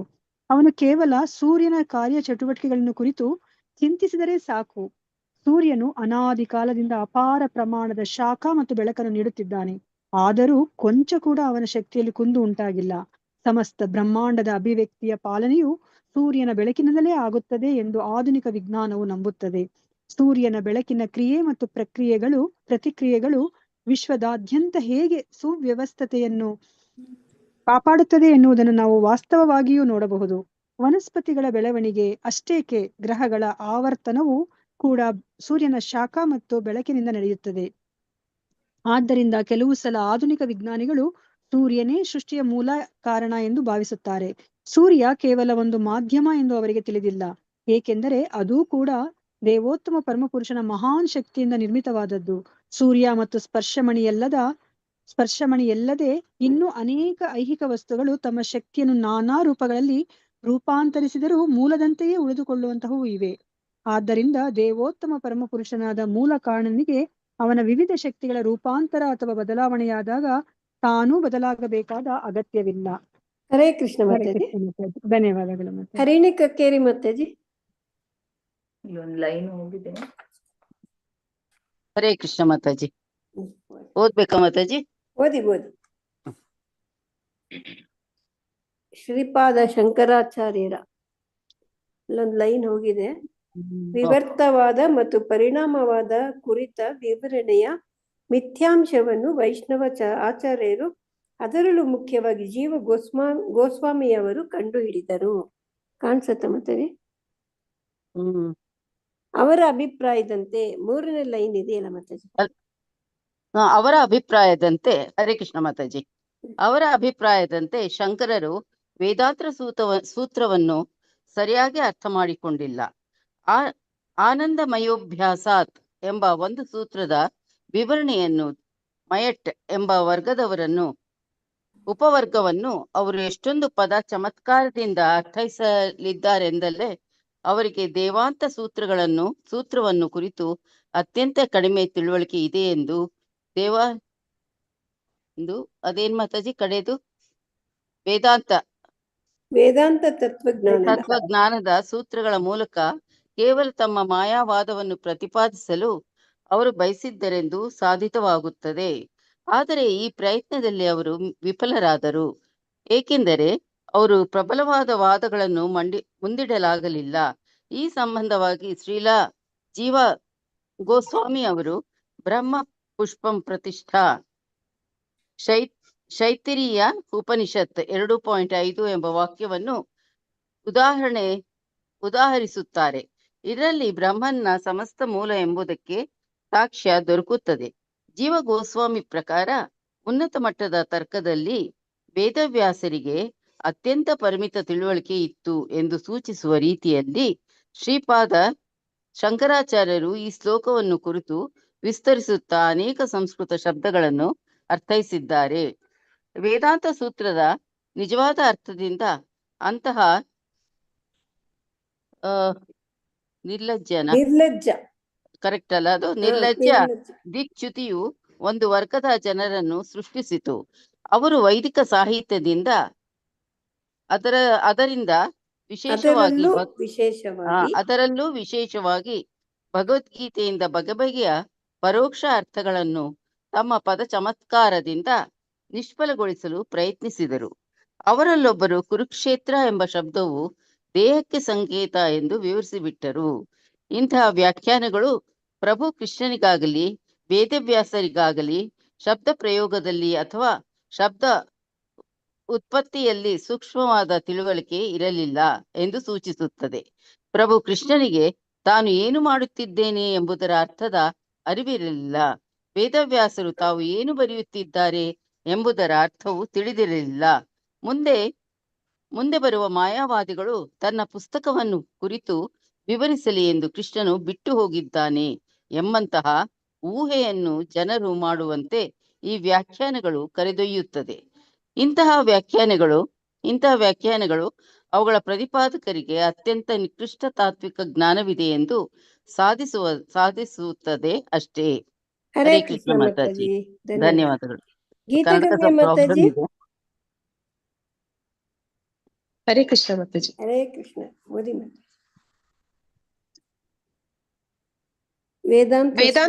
ವೇದಾಂತ ಸೂತ್ರ ಮತ್ತು ಇತರ ವೈದಿಕ ಸಾಹಿತ್ಯಗಳಿಂದ ಅಂತಹ ಪರೋಕ್ಷ ಅರ್ಥಗಳನ್ನು ಸುಳ್ಳೇ ಸಾಧಿಸುತ್ತಾ ವೃಥಾ ಕಾಲಹರಣ ಮಾಡುವುದಕ್ಕಿಂತ ವ್ಯಕ್ತಿಯು ಈ ಗ್ರಂಥಗಳ ಶಬ್ದಗಳನ್ನು ಅವು ಇರುವಂತೆಯೇ ಸ್ವೀಕರಿಸಬೇಕು. ಆದ್ದರಿಂದ ಭಗವದ್ಗೀತಾ ಯಥಾರೂಪವನ್ನು ಪ್ರಸ್ತುತಪಡಿಸುವಾಗ ನಾವು ಮೂಲ ಶಬ್ದಗಳ ಅರ್ಥಗಳನ್ನು ಬದಲಾಯಿಸಿಲ್ಲ.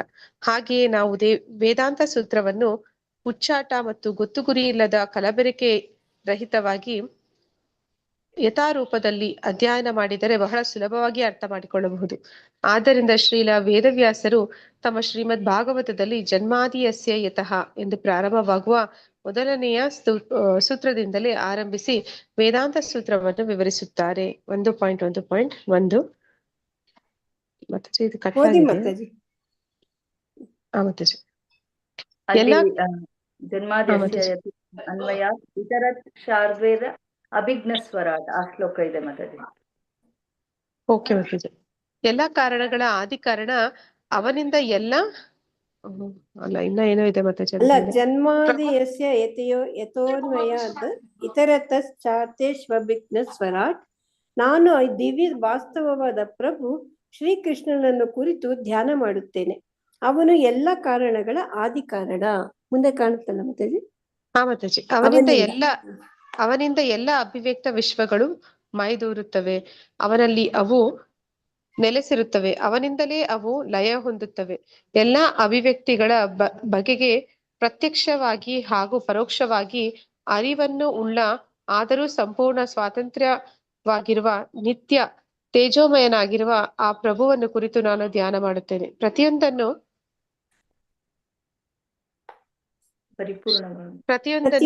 ಪರಿಪೂರ್ಣವಾಗಿ ಮಾಡುವುದು ಹೇಗೆಂದು ದೇವೋತ್ತಮ ಪರಮ ಪುರುಷನಿಗೆ ಬಹಳ ಚೆನ್ನಾಗಿ ಗೊತ್ತು.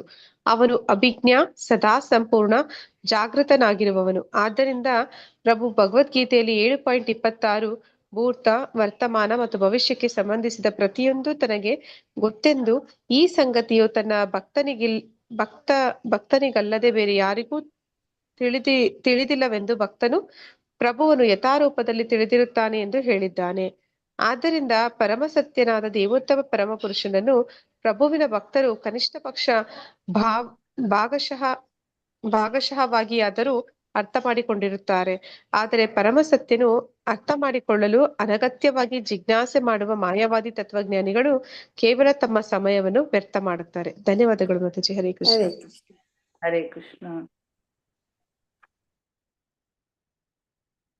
ಹೇಗೆ ಚಿಂತಾಮಣಿಯ ಒಂದು ಎಕ್ಸಾಂಪಲ್ ಕೊಟ್ಟು ಹೇಳಿದ್ರು, ಸ್ಪರ್ಶಮಣಿಯ ಒಂದು ಎಕ್ಸಾಂಪಲ್ನ. ಆ ಸ್ಪರ್ಶಮಣಿ ಹೇಗೆ ಯಾವುದನ್ನೇ ಅದು ಸ್ಪರ್ಶಿಸಿದ್ರು ಸಹ ಅದು ಚಿನ್ನವನ್ನಾಗಿ ಮಾಡುವಂಥದ್ದು. ಆದರೆ ಅದರ ಒಂದು ಮೂಲತ್ವವನ್ನು ಅದು ಕಳ್ಕೊಳ್ಳೋದಿಲ್ಲ. ಅದನ್ನ ಒಂದು ಬಾಕ್ಸಲ್ಲಿ ಹಾಕಿಡಬಹುದು, ಅಥವಾ ಒಂದು ಜ್ಯುವೆಲ್ ಆಗಿ ಇಡಬಹುದು, ಅಥವಾ ಅದನ್ನ ಅದೇ ರೀತಿಯಲ್ಲಿ ಬಿಟ್ಬಿಡ್ಬೋದು. ಅದನ್ನ ಯಾವ ರೀತಿಯಾಗಿ ಉಪಯೋಗಿಸಿದ್ರು ಸಹ ಅದು ಮೂಲವಾದಂತಹ ಅದರ ಇದನ್ನ ಅದು ಕಳ್ಕೊಳ್ಳೋದಿಲ್ಲ ಅಂತ ಹೇಳಿದ್ರು. ಆಮೇಲೆ 126ನೇ ಶ್ಲೋಕದಲ್ಲಿ ಸ್ಪರ್ಶಮಣಿಯ ಅನೇಕ ವೈವಿಧ್ಯಪೂರ್ಣ ಆಭರಣಗಳ ರಾಶಿಯನ್ನು ಸ್ಪರ್ಶಿಸಿದರೂ ಮಾತ್ರವೇ ಅದು ಹಾಗೆಯೇ ಉಳಿಯುತ್ತದೆ. ಅಂದ್ರೆ ಅದನ್ನ ನಾವು ಏನೇ ಮಾಡಿದ್ರು, ಈಗ ಒಂದು ಆರ್ಟಿಫಿಷಿಯಲ್ ಆದಂತಹ ಏನನ್ನೇ ಅದು ಟಚ್ ಮಾಡಿದ್ರು ಸಹ ಅದರ ಒಂದು ಮೂಲ ಸ್ವರೂಪವನ್ನ ಅದು ಕಳ್ಕೊಳ್ಳೋದಿಲ್ಲ. ಹಾಗಾಗಿ ಭಗವಂತನನ್ನ ಅವನ ಅಚಿಂತ್ಯವಾದಂತಹ ಶಕ್ತಿಗಳು ನಾವು ನೋಡ್ತಾ ಇದ್ರು ಸಹ ಅವನ ಶಕ್ತಿಗಳು ಯಾವುದೂ ಸಹ ಕಡಿಮೆ ಆಗಲ್ಲ. ಮತ್ತೆ ಅವನ ಮೂಲವಾದಂತಹ ಪೂರ್ಣ ಶಕ್ತಿ ಏನಿದೆ ಅವನಿಗೆ, ಅದನ್ನ ಅವನು ಸ್ವಲ್ಪವೂ ಕಳ್ಕೊಳ್ಳೋದಿಲ್ಲ ಅವನು ಅನ್ನೋದನ್ನು ಸಹ ನಾವಿಲ್ಲಿ ಅರ್ಥ ಮಾಡ್ಕೋಬೇಕಾಗತ್ತೆ. ಇನ್ನು 127ನೇ ಶ್ಲೋಕದಲ್ಲಿ ಪ್ರಕೃತವಸ್ತತೆ ಯದಿ ಅಚಿಂತ್ಯ ಶಕ್ತಿ ಹಯ ಈಶ್ವರೇರೇ ಅಚಿಂತ್ಯ ಶಕ್ತಿ ಈತೇಕಿ ವಿಸ್ಮಯ. ಇಂತಹ ಭಗವಂತನ ಒಂದು ಶಕ್ತಿಗಳನ್ನ ನೋಡಿದಾಗ ವಿಸ್ಮಯವಾಗುವಂಥದ್ದು. ಆದರೆ ಐಹಿಕ ವಸ್ತುಗಳಲ್ಲಿ ಅಂತಹ ಅನೂಹ್ಯವಾದ ಶಕ್ತಿ ಇರುತ್ತದಾದರೆ ದೇವೋತ್ತಮ ಪರಮ ಪುರುಷನ ಅನೂಹ್ಯ ಶಕ್ತಿಯನ್ನು ನಾವು ಏಕೆ ನಂಬಬಾರದು? ಭಗವಂತನ ಶಕ್ತಿಗಳನ್ನ ನಾವು ಐಹಿಕ ಲೋಕದಲ್ಲಿ ಅಪಾರವಾಗಿ ನೋಡ್ತಾ ಇದ್ದೀವಿ ಅಲ್ವಾ?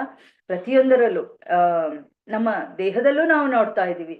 ಅಂತಹ ಒಂದು ಶಕ್ತಿಯನ್ನ ಭಗವಂತ ಹೊಂದಿರುವಂಥವನು. ಎಲ್ಲೆಲ್ಲೂ ನೋಡಿದರೂ ಅವನ ಶಕ್ತಿಗಳನ್ನ ನಾವು ಕಾಣಬಹುದು. ಅಂತಹ ಭಗವಂತ ಈ ಒಂದು ಐಹಿಕ ಶಕ್ತಿಯಲ್ಲೇ ಪ್ರಕಟವನ್ನ ಮಾಡಿಸಿದ್ದಾಗ ಅಂತಹ ಭಗವಂತನ ಆ ಅಪಾರವಾದಂತಹ ಶಕ್ತಿಗಳನ್ನ ನಾವೇ ಯಾಕೆ ನಂಬಬಾರದು? ಅಂದ್ರೆ ಆತ್ಮವನ್ನ ಆತ್ಮ ಪರಮಾತ್ಮ ಮತ್ತೆ ದೇಹ ಇದರ ಒಂದು ಶಕ್ತಿಗಳು ಅದು ಏನಿದೆ ಅದನ್ನ ನಾವು ಯಾಕೆ ನಂಬಬಾರದು? ಈ ಒಂದು ಮಾಯವಾದ ತತ್ವವನ್ನು ಬಿಟ್ಟು ನಾವು ಯಾಕೆ ನಂಬಬಾರದು ಅನ್ನೋದನ್ನ ಇಲ್ಲಿ ಹೇಳ್ತಾ ಇದ್ದಾರೆ. ಅಂದ್ರೆ ಈ ಶ್ಲೋಕದಲ್ಲಿ ಒಬ್ಬ ಸಾಮಾನ್ಯ ಮನುಷ್ಯನಿಗೂ ಅರ್ಥ ಮಾಡೋ ಹಾಗೆ ಆ ಒಂದು ಸ್ಪರ್ಶಮಣಿಯ ಒಂದು ಇದನ್ನ ಕೊಟ್ಟರು, ಎಕ್ಸಾಂಪಲ್ನ ಕೊಟ್ಟು ನಮಗೆ ಅರ್ಥ ಮಾಡಿಸ್ತಾ ಇದ್ದಾರೆ. ಹಾಗಾಗಿ ಅದನ್ನ ಮತ್ತೆ ಮುಂದುವರಿಸ್ತಾ ಅವರು ಸೂರ್ಯನ ಒಂದು ಎಕ್ಸಾಂಪಲ್ನ ಕೊಡ್ತಾ ಇದ್ದಾರೆ. ಸೂರ್ಯನನ್ನ ನಾವು ನೋಡಬಹುದು ಅನಾದಿ ಕಾಲದಿಂದ, ಅಂದ್ರೆ ನಮ್ಮ ಅನಾದಿ ಕಾಲದಿಂದ ಇದ್ದ ಅನ್ನೋದಕ್ಕೆ ನಾವು ಗ್ರಂಥಗಳ ಮೂಲಕ ಅಲ್ಲದೆ ಇದ್ರೂ ಸಹ ನಮ್ಮ ಒಂದು ತಾತ ಮುತ್ತಾತಂದ್ರು ಎಲ್ಲರೂ ಹೇಳುವಂಥದ್ದು ಸೂರ್ಯನ ಬೆಳಗಾಗಿದ ತಕ್ಷಣ ಬೇಗ ಎದ್ದೇಳಿ ಅಂತ ಯಾಕೆ ಹೇಳ್ತಾರೆ? ಸೂರ್ಯ ಬಂದ ಆ ಸೂರ್ಯನ ಬೆಳಕು ಎಲ್ಲರೂ ಪಡಿಬೇಕು ಅನ್ನೋ ಒಂದು ಇದನ್ನ ಅವ್ರು ಹೇಳ್ತಾ ಇದ್ರು ಅಲ್ವಾ?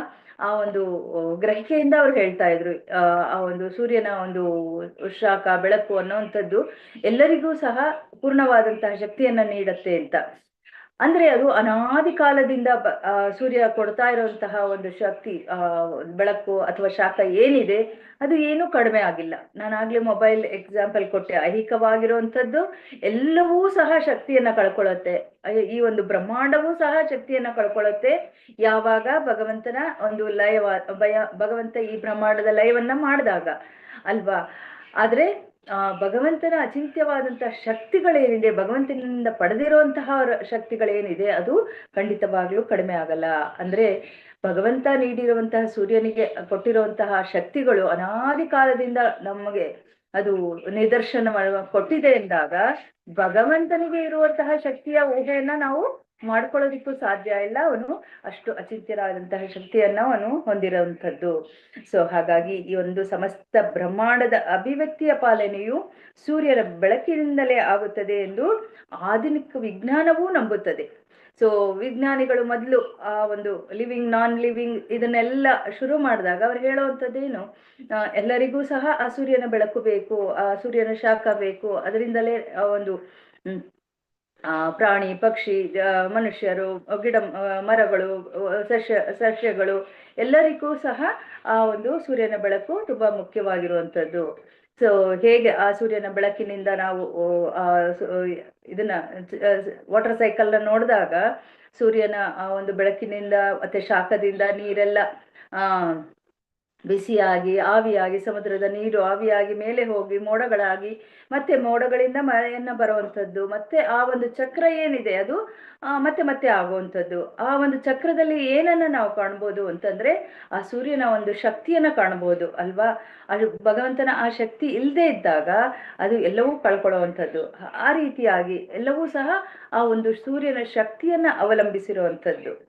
ಹೇಗೆ ಅಂದ್ರೆ ವನಸ್ಪತಿಗಳ ಬೆಳವಣಿಗೆ ಮತ್ತೆ ಗ್ರಹಗಳು, ಈಗ ನಾವು ಸೂರ್ಯನ ಸುತ್ತುವಂತಹ ಆ ಗ್ರಹಗಳ ಆ ಒಂದು ಪಾತ್ ಏನಿದೆ ಅದು ಎಲ್ಲವೂ ಸಹ ಅದಾಗದೆ ಆಗ್ತಾ ಇರುವಂಥದ್ದು ಯಾವ ರೀತಿಯಲ್ಲಿ? ಆ ಒಂದು ಶಕ್ತಿಯಿಂದಲೇ. ಸೊ ಹಾಗಾಗಿ ಎಲ್ಲವೂ ಸಹ ಸೂರ್ಯನ ಶಾಖ ಮತ್ತು ಬೆಳಕಿಂದಲೇ ನಡೆಯುವಂಥದ್ದು ಅಂತ ಆಧುನಿಕ ವಿಜ್ಞಾನಿಗಳು ಸಹ ನಂಬ್ತಾರೆ. ಆದ್ರೆ ಆ ಸೂರ್ಯನಿಗೆ ಆ ಒಂದು ಅಚಿಂತ್ಯವಾದಂತಹ ಶಕ್ತಿ ಬಂದಿರುವಂತಹ ಆ ಒಂದು ಶಕ್ತಿಮಾನನ ಯಾಕೆ ನಾವು ನಂಬಬಾರದು ಅನ್ನೋದನ್ನ ಇಲ್ಲಿ ಹೇಳ್ತಾ ಇದ್ದಾರೆ. ಸೂರ್ಯ ಕೇವಲ ಒಂದು ಮಾಧ್ಯಮ ಎಂದು ಅವರಿಗೆ ತಿಳಿದಿಲ್ಲ. ಸೊ ಈಗ ಬರೇ ಸೂರ್ಯನ ಒಂದು ಎಕ್ಸಾಂಪಲ್ ತಗೊಂಡಾಗ ಅದೇ ಅಷ್ಟು ಪರಿಪೂರ್ಣವಾದಾಗ ಮಿಕ್ಕ ಭಗವಂತನ ಎಲ್ಲ ಸೃಷ್ಟಿ ಕಾರ್ಯಗಳಾಗಿರ್ಬಹುದು, ಅವನ ಶಕ್ತಿಗಳಾಗಿರಬಹುದು ಎಲ್ಲವೂ ಸಹ ಪರಿಪೂರ್ಣವೇ. ಈಗ ಒಂದು ಜೀವಿಗಳನ್ನೇ ತಗೊಳ್ಳಿ, ಆ ಜೀವಿಗಳು ತಟಸ್ಥ ಶಕ್ತಿಗಳಾಗಿರುವಂಥವ್ರು, ಅವರನ್ನ ಈ ಒಂದು ಪ್ರಪಂಚಕ್ಕೆ ಕಳಿಸಿದಂತಹ ಭಗವಂತ ಸುಧಾರಣೆಯನ್ನ ಮಾಡಿ ಸುಧಾರಿಸಿದಂಥವರನ್ನ ತನ್ನ ಒಂದು ಜಗತ್ತಿಗೆ ವಾಪಸ್ ಕರ್ಕೊಂಡು ಹೋಗುವಂತನು. ಅಂತಹ ಒಂದು ಶಕ್ತಿಗಳ ಹಿಂದೆ ಆ ಶಕ್ತಿಮಾನನ ಆ ಒಂದು ಕಾರ್ಯಗಳನ್ನ ನಾವು ಅರ್ಥ ಮಾಡ್ಕೋಬೇಕಾಗತ್ತೆ. ಏಕೆಂದರೆ ದೇವೋತ್ತಮ ಪರಮ ಪುರುಷನ ಮಹಾನ್ ಶಕ್ತಿಯಿಂದ ಎಲ್ಲವೂ ಸಹ ನಿರ್ಮಿತವಾಗಿರುವಂಥದ್ದು. ಸೂರ್ಯ ಮತ್ತು ಸ್ಪರ್ಶಮಣಿ ಅಲ್ಲದೆ ಇನ್ನು ಅನೇಕ ಐಹಿಕ ವಸ್ತುಗಳು ತಮ್ಮ ಶಕ್ತಿಗಳನ್ನು ನಾನಾ ರೂಪಾಂತರಗಳಲ್ಲಿ ರೂಪಾಂತರಿಸಿದರೂ ಮೂಲದಂತೆಯೇ ಉಳಿದುಕೊಳ್ಳುವವು ಅಂಥವು ಇವೆ. ಆದ್ದರಿಂದ ದೇವೋತ್ತಮ ಪರಮ ಪುರುಷನಾದ ಮೂಲ ಕಾರಣನಿಗೆ ವಿವಿಧ ಶಕ್ತಿಗಳ ರೂಪಾಂತರ ಅಥವಾ ಬದಲಾವಣೆಯಾದಾಗ ತಾನು ಬದಲಾಗುವ ಅವಶ್ಯಕತೆ ಇಲ್ಲ. ಭಗವಂತ ಯಾವಾಗ್ಲೂ ಸಹ ಬದಲಾಗಲ್ಲ, ಮತ್ತೆ ಭಗವಂತನ ಯಾವುದೇ ಕಾರ್ಯಗಳು ಸಹ ಬದಲಾಗಲ್ಲ. ಸೊ ಎಲ್ಲವೂ ಸಹ ಭಗವಂತ ಮಯಾಧ್ಯಕ್ಷೇಣ ಪ್ರಕೃತಿ ಸೂಯತೆ ಸಚರಾಚರಂ ಅಂತ ಎಲ್ಲವೂ ಸಹ ಭಗವಂತನ ಒಂದು ಅಧ್ಯಕ್ಷತೆಯಲ್ಲಿ ನಡೆಯುವಂಥದ್ದು. ಆದ್ರೆ ಶ್ರೀಪಾದ ಶಂಕರಾಚಾರ್ಯರು ಅವರು ಸಹ ಅಂದ್ರೆ ಶಿವನ ಅವತಾರಿಗಳೇ ಆಗಿರುವಂಥದ್ದು. ಅವರು ಬಂದು ಮಾಯಾವಾದ ದರ್ಶನವನ್ನ ಮಾಡಿರುವಂಥದ್ದು, ಒಂದು ಬೌದ್ಧ ಧರ್ಮದ ಆ ಒಂದು ಇದನ್ನ ತಪ್ಪು ಗ್ರಹಿಕೆಯನ್ನ ಅವರು ಆ ತುರ್ತು ಸ್ಥಿತಿಯಲ್ಲಿ ಅವರು ಮಾಡಿದ್ರೆ ಹೊರ್ತು ಭಗವಂತನ ಶಕ್ತಿಗಳಾಗಲಿ ಅದನ್ನೆಲ್ಲ ಅವರು ಅಲ್ಲಗಳೆಯಲಿಲ್ಲ. ಮತ್ತೆ ಅವರು ಭಗವದ್ಗೀತೆಯ ಭಾಷ್ಯದಲ್ಲೂ ಸಹ ದೇವೋತ್ತಮ ಪರಮಪುರುಷ ಶ್ರೀಕೃಷ್ಣ ಅಂತ ಅವರು ಒಪ್ಪಿರೋಂಥವ್ರು. ಆದ್ರೆ ಏನಾಯ್ತು, ಅವರ ಒಂದು ಅನುಯಾಯಿಗಳ ಅವರ ಒಂದು ತಿಳುವಳಿಕೆಗಳು ಹೇಗಾಯ್ತು ಎಲ್ಲವೂ ಸಹ ಅವರು ಖಂಡಿಸಿರುವಂಥದ್ದು. ಸೊ ಹಾಗಾಗಿ ವೈಷ್ಣವ ಆಚಾರ್ಯರಲ್ಲೂ ಅದರಲ್ಲೂ ಮುಖ್ಯವಾಗಿ ಜೀವ ಗೋಸ್ವಾಮಿ ಅವರು ಕಂಡು ಹಿಡಿದರು. ಯಾಕೆ ಶಂಕರಾಚಾರ್ಯರು ಸಹ ಆ ಒಂದು ಮಾಯಾವಾದ ದರ್ಶನವನ್ನ ಮಾಡ್ತಾನೆ ಅವ್ರು ಏನ್ ಹೇಳಿದ್ರು, ಪರಮಾತ್ಮನ ಆ ಒಂದು ದೇಹ ಮತ್ತೆ ಆತ್ಮದ ಈ ಇದನ್ನ ಆನಂದಮಯೋ ಅಭ್ಯಾಸ ಅಂತಂದ್ರು. ಅಂದ್ರೆ ಎಲ್ಲರೂ ಸಹ ಆನಂದಕ್ಕಾಗಿ ಹೋರಾಡುವಂಥದ್ದು. ಯಾಕೆ ಅಂತಂದ್ರೆ ಮೂಲ ಸ್ಥಿತಿಯ ಆನಂದಮಯವಾಗಿರುವಂಥದ್ದು. ಸೊ ಹಾಗಾಗಿ ಇಲ್ಲಿ ಮಯಟ್ ಅನ್ನುವಂತಹ ಒಂದು ಶಬ್ದವನ್ನು ಉಪಯೋಗಿಸಿದರೆ, ಮಯಟ್ ಅಂತಂದ್ರೆ ಡೆಡ್ ಬಾಡಿ ಅಂತ. ಅಂದ್ರೆ ದೇಹ ಕೈ ಇದೆ, ಕಾಲಿದೆ, ಕಣ್ಣಿದೆ, ಎಲ್ಲ ಇದೆ, ಆದ್ರೆ ಆತ್ಮ ಇಲ್ಲದೆ ಇದ್ದಾಗ ಅದು ಡೆಡ್ ಬಾಡಿ ಆಗುವಂಥದ್ದು. ಸೊ ಹಾಗಾಗಿ ಅಂತಹ ಡೆಡ್ ಬಾಡಿ ಅಂತಂದಾಗ ಅದು ಯಾವುದೇ ರೀತಿಯಾದಂತಹ ಚೇತನವನ್ನ ಹೊಂದಲ್ಲ, ಅದು ಯಾವುದೇ ರೀತಿಯಾದಂತಹ ಆನಂದಮಯ ಅಭ್ಯಾಸವನ್ನ ಅದು ಮಾಡ್ಕೊಳ್ಳೋದಿಕ್ಕೆ ಸಾಧ್ಯ ಇಲ್ಲ. ಯಾವಾಗ ಆನಂದಮಯವಾಗಿರೋದಿಕ್ಕೆ ಸಾಧ್ಯ, ಆ ದೇಹದಲ್ಲಿ ಆತ್ಮ ಇದ್ದಾಗ ಮಾತ್ರ ಅನ್ನೋದನ್ನ ಅವರು ತಿಳಿಸದಂತಹ ಪ್ರಯತ್ನವನ್ನ ಮಾಡಿದ್ದಾರೆ. ಆದರೆ ವೇದಾಂತ ಸೂತ್ರವನ್ನು ಕುರಿತು ಅತ್ಯಂತ ಕಡಿಮೆ ತಿಳುವಳಿಕೆ ಇದೆ ಎಂದು ವೇದಾಂತ ತತ್ವಜ್ಞಾನದ ಸೂತ್ರಗಳ ಮೂಲಕ ಕೇವಲ ತಮ್ಮ ಮಾಯಾವಾದವನ್ನು ಪ್ರತಿಪಾದಿಸಲು ಅವರು ಬಯಸಿದ್ದರೆಂದು ಸಾಧಿತವಾಗುತ್ತದೆ. ಆದರೆ ಆ ಪ್ರಯತ್ನದಲ್ಲಿ ಅವರು ವಿಫಲರಾದರು, ಏಕೆಂದರೆ ಅವರ ಪ್ರಬಲವಾದ ವಾದನಗಳನ್ನು ಮುಂದಿಡಲಾಗಲಿಲ್ಲ. ಎಷ್ಟೇ ಮಾಯಾವಾದ ದರ್ಶನವನ್ನ ಅವರು ಪ್ರಬಲವಾಗಿ ಮಾಡೋದಿಕ್ಕೆ ಪ್ರಯತ್ನ ಪಟ್ಟರೂ ಸಹ ನಿಜವನ್ನ ಯಾವಾಗ್ಲೂ ಸಹ ಸುಳ್ಳು ಮಾಡೋದಿಕ್ಕೆ ಸಾಧ್ಯ ಆಗಲ್ಲ ಅನ್ನೋದನ್ನ ನಾವಿಲ್ಲಿ ನೋಡಬಹುದು. ಏಕೆಂದರೆ ಅವರ ಪ್ರಬಲವಾದ ಈ ಸಂಬಂಧವಾಗಿ ಜೀವ ಗೋಸ್ವಾಮಿಗಳು ಬ್ರಹ್ಮಪುಚ್ಚಂ ಪ್ರತಿಷ್ಠಾ ಎಂಬ ವಾಕ್ಯವನ್ನು ಉದ್ಧರಿಸಿದ್ದಾರೆ. ಇದರಲ್ಲಿ ಬ್ರಹ್ಮನೇ ಸಮಸ್ತ ಮೂಲ ಎಂಬುದಕ್ಕೆ ಸಾಕ್ಷ್ಯ ದೊರೆಯುತ್ತದೆ. ಈಗ ನಮ್ಗೆ ಯಾವುದೇ ಒಂದು ಮಾಹಿತಿಯನ್ನ ನಾವು ಪಡ್ಕೋಬೇಕು ಅಂದ್ರೆ ಈ ಬ್ರಹ್ಮ ಮಧ್ವಗೌಡಿಯ ಸಂಪ್ರದಾಯದಲ್ಲಿ ಬ್ರಹ್ಮನಿಂದ ಬಂದಿರುವಂತಹ ಒಂದು ಜ್ಞಾನವನ್ನ ನಾವು ಪಡ್ಕೊಳ್ಳೋದಕ್ಕೆ ಸಾಧ್ಯ ಆಗತ್ತೆ. ಯಾಕೆ ಅಂತಂದ್ರೆ ಬ್ರಹ್ಮ ನೇರವಾಗಿ ಕೃಷ್ಣನಿಂದ ಜ್ಞಾನವನ್ನ ಪಡೆದಂಥವನು. ಹಾಗಾಗಿ ಆ ಒಂದು ಆಧಾರದ ಮೇಲೆ ಇದನ್ನ ಹೇಳ್ತಾ ಇದ್ದಾರೆ. ಸೊ ಹಾಗಾಗಿ ಬ್ರಹ್ಮನೇ ಸಮಸ್ತದ ಮೂಲ ಎಂಬುದಕ್ಕೆ ಸಾಕ್ಷ್ಯವೂ ಸಹ ದೊರೆಯುತ್ತದೆ. ಉನ್ನತವಾದಂತಹ ಜೀವಿಯಾಗಿರುವಂಥವನು, ಅವನು ಭಗವಂತನಿಂದ ನೇರವಾದಂತಹ ಉಪದೇಶವನ್ನ ಪಡೆದಂತಹವನು, ಮತ್ತೆ ಅವನು ಅದನ್ನ ತನ್ನ ಒಂದು ಮಕ್ಕಳಾದಂತಹ ಎಲ್ಲರಿಗೂ ಸಹ ನೀಡಿರುವಂಥದ್ದು. ಸೊ ಹಾಗೆ ಅದು ಪರಂಪರೆಯಲ್ಲಿ ಆ ಒಂದು ಜ್ಞಾನವನ್ನು ಸಹ ಅವನು ಕೊಟ್ಟಿರುವಂಥದ್ದು. ಆದ್ರೆ ಶ್ರೀಪಾದ ಶಂಕರಾಚಾರ್ಯರು ಈ ಶ್ಲೋಕವನ್ನು ಕುರಿತು ಉತ್ತರಿಸುತ್ತಾ ಅನೇಕ ಸಂಸ್ಕೃತ ಶಬ್ದಗಳನ್ನು ಅರ್ಥೈಸಿದ್ದಾರೆ. ವೇದಾಂತ ಸೂತ್ರದ ನಿಜವಾದ ಅರ್ಥದಿಂದ ಅಂತಹ ನಿರ್ಲಜ್ಜ ದಿಕ್ಚ್ಯುತಿಯನ್ನು ಒಂದು ವರ್ಗದ ಜನರನ್ನು ಸೃಷ್ಟಿಸಿತು. ಅವರು ವೈದಿಕ ಸಾಹಿತ್ಯದಿಂದ, ಅದರಲ್ಲೂ ವಿಶೇಷವಾಗಿ ಭಗವದ್ಗೀತೆಯಿಂದ ಬಗೆಬಗೆಯ ಪರೋಕ್ಷ ಅರ್ಥಗಳನ್ನು ತಮ್ಮ ಪದ ಚಮತ್ಕಾರದಿಂದ ನಿಷ್ಪನ್ನಗೊಳಿಸಲು ಪ್ರಯತ್ನಿಸಿದರು. ಸೊ ಶಂಕರಾಚಾರ್ಯರು ಮಾಡಿರುವಂತಹ ಮೂಲ ಕಾರ್ಯಗಳು ಸರಿಯಾದ ರೀತಿಯಲ್ಲಿ ಇದ್ರೂ ಸಹ ಅವರ ಒಂದು ಪಂಥವನ್ನ ಆಧರಿಸಿದಂಥವರು ತುಂಬಾ ವ್ಯಾಖ್ಯಾನಗಳನ್ನ ತಪ್ಪು ರೀತಿಯಲ್ಲಿ ಮಾಡಿದ್ದಾರೆ ಅನ್ನೋದನ್ನ ಇಲ್ಲಿ ಹೇಳ್ತಾ ಇದ್ದಾರೆ. ಹಾಗಾಗಿ ವೈದಿಕ ಸಾಹಿತ್ಯದಿಂದ, ಅದರಲ್ಲೂ ಭಗವದ್ಗೀತೆಯಲ್ಲಿ ಬಗೆಯ ಪರೋಕ್ಷ ಅರ್ಥಗಳನ್ನು ತಮ್ಮ ಪದ ಚಮತ್ಕಾರದಿಂದ ನಿಷ್ಪನ್ನಗೊಳಿಸಲು ಪ್ರಯತ್ನಿಸಿದರು. ಅಂದ್ರೆ ಭಗವದ್ಗೀತೆಯ ಇದರಲ್ಲಿ ನಾವು ನೋಡ್ತೀವಿ, 100 ಎಡಿಷನ್ಸ್ ಬಂದಿರೋಂಥದ್ದು. ಆ 100 ಎಡಿಷನ್ಗಳಲ್ಲಿ ಕೆಲವರಲ್ಲಂತೂ ಭಗವಂತ ಶ್ರೀಕೃಷ್ಣ ದೇವೋತ್ತಮ ಪರಮ ಪುರುಷ ಅನ್ನುವಂಥದ್ದನ್ನೇ ಬಿಟ್ಟು ವ್ಯಾಖ್ಯಾನಗಳನ್ನ ಕೊಟ್ಟಿರುವಂಥದ್ದು. ಆವಾಗ ಅದು ಖಂಡಿತವಾಗ್ಲೂ ತಪ್ಪಾಗಿರುವಂಥದ್ದು. ಆದ್ರೆ ಅದನ್ನ ಅಷ್ಟು ಐಹಿಕವಾಗಿ ಅವರು ಅದನ್ನ ವಿವರಣೆಯನ್ನ ಕೊಟ್ಟಿರುವಂಥದ್ದು ಅವರ ಒಂದು ತಿಳುವಳಿಕೆಯ ನೇರವಾಗಿ ಅವರು ಕೊಟ್ಟಿರುವಂಥದ್ದು. ಅದೇ ನಿಜವಾಗಿ ಅಲ್ಲ ಅನ್ನೋದನ್ನ ನಾವು ತಿಳಿಬೇಕಾಗತ್ತೆ. ಯಾಕೆ ಅಂತಂದ್ರೆ ಪ್ರಭು ಕೃಷ್ಣನಿಗೆ ತಾನು ಏನು ಮಾಡುತ್ತಿದ್ದೇನೆ ಎಂಬುದ ಅರಿವಿಲ್ಲ ಅನ್ನೋದನ್ನ ಅವರು ಹೇಳ್ತಾರೆ. ವೇದವ್ಯಾಸರಿಗೆ ತಾವು ಏನು ಬರೆಯುತ್ತಿದ್ದಾರೆ ಎಂಬುದರ ಅರ್ಥವೂ ತಿಳಿದಿರಲಿಲ್ಲ ಅಂತ. ಹೀಗೆ ಎಲ್ಲವನ್ನೂ ಸಹ ಅವರು ಖಂಡಿಸ್ತಾ ಅವರು ತಮ್ಮ ಒಂದು ವ್ಯಾಖ್ಯಾನಗಳನ್ನ ಕೊಡೋದಿಕ್ಕೆ ಪ್ರಯತ್ನವನ್ನ ಪಟ್ಟಿದ್ದಾರೆ. ಆದ್ರೆ ಪೂರ್ಣವಾಗಿ ಅವರು ಕೊಡೋದಿಕ್ಕೂ ಸಹ ಅವರಿಗೆ ಸಾಧ್ಯ ಆಗಲ್ಲ. ಯಾಕೆ ಅಂತಂದ್ರೆ ಅಲ್ಲಿ ಭಗವಂತನನ್ನ ಬಿಟ್ಟು ತಾವು ಯಾವುದೇ ವಿಶ್ಲೇಷಣೆಗಳನ್ನ ಕೊಟ್ಟರೂ ಸಹ ಅದು ಪೂರ್ಣವಾದಂತಹ ಜ್ಞಾನವನ್ನ ಹೊಂದಿರಲ್ಲ ಅನ್ನೋದನ್ನ ನಾವು ತಿಳ್ಕೊಬೇಕಾಗತ್ತೆ. ವೇದಾಂತ ಸೂತ್ರ ಮತ್ತು ಇತರ ವೈದಿಕ ಸಾಹಿತ್ಯಗಳಿಂದ ಅಂತಹ ಪರೋಕ್ಷ ಅರ್ಥಗಳನ್ನು ಸುಳ್ಳೆ ಸಾಧಿಸುತ್ತಾ ವೃಥಾ ಕಾಲಹರಣ ಮಾಡುವುದಕ್ಕಿಂತ ವ್ಯಕ್ತಿ ಈ ಗ್ರಂಥಗಳ ಶಬ್ದಗಳನ್ನು ಅವುಗಳು ಇರುವಂತೆಯೇ ಸ್ವೀಕರಿಸಬೇಕು. ಈಗ ಎಕ್ಸಾಂಪಲ್ ಭಗವದ್ಗೀತೆಯನ್ನ ತಗೊಂಡಾಗ ಭಗವದ್ಗೀತೆಯ ಶ್ಲೋಕಗಳು 700 ಶ್ಲೋಕಗಳೇನಿದೆ, ಮತ್ತೆ ಶ್ರೀಮದ್ ಭಾಗವತದ 18,000 ಶ್ಲೋಕಗಳೇನಿದೆ ಅವೆಲ್ಲ ಪೂರ್ಣವಾಗಿ ಪರಿಪೂರ್ಣವಾಗಿರುವಂತದ್ದು. ಅಂತಹ ಅರ್ಥವನ್ನ ಯಾವಾಗ ಗ್ರಹಿಸಕ್ಕೆ ನಾವು ಶುರು ಮಾಡ್ತೀವೋ ಆಗ ನಿಜ ಏನು ಅನ್ನೋದು ಅರ್ಥ ಆಗ್ತಾ ಹೋಗುತ್ತೆ. ಅದನ್ನ ಬಿಟ್ಟು ಅದರಲ್ಲಿ ಇರುವಂತಹ ಶ್ಲೋಕಗಳ ಪದಗಳ ಅರ್ಥಗಳನ್ನೇ ಚೇಂಜ್ ಮಾಡಿದಾಗ ಎಲ್ಲವೂ ಸಹ ತಪ್ಪಾಗುವಂಥದ್ದು. ಸೊ ಹಾಗಾಗಿ ನಾವು ವೇದಾಂತ ಸೂತ್ರವನ್ನು ಹುಚ್ಚಾಪಟ್ಟೆ ಯಾವುದನ್ನು ನಾವು ಕಲಬೆರಕೆ ಮಾಡೋದಿಕ್ಕೆ ಸಾಧ್ಯ ಆಗಲ್ಲ. ಹಾಗಾಗಿ ವೇದವ್ಯಾಸರು ಏನ್ ಮಾಡಿದ್ರು, ಜನ್ಮಾದ್ಯಸ್ಯ ಯತಃ ಅನ್ನುವಂತಹ ಸೂತ್ರದಿಂದ ಶುರು ಮಾಡಿದ್ರು. ದೇವೋತ್ತಮ ಪರಮ ಪುರುಷ ಶ್ರೀಕೃಷ್ಣ ಅನ್ನೋದ್ರಿಂದ ಶುರು ಮಾಡಿದ್ರು.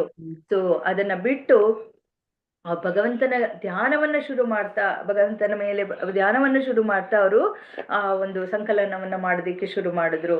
ಹಾಗಾಗಿ ಎಲ್ಲವೂ ಸಹ ಅವನಿಂದ ಬಂದಿರುವಂತದ್ದು ಅಂತ ಅರ್ಥ ಏನ್ ಮಾಡಿದ್ರು ಅವರು. ಮೊದಲಿಗಾಗಿ ಅವರು ಭಾಗವತನ ಬರೆಯೋಕೆ ಮುಂಚೆ ಅವರು ತಪಸ್ಸನ್ನ ಮಾಡಿದ್ರು.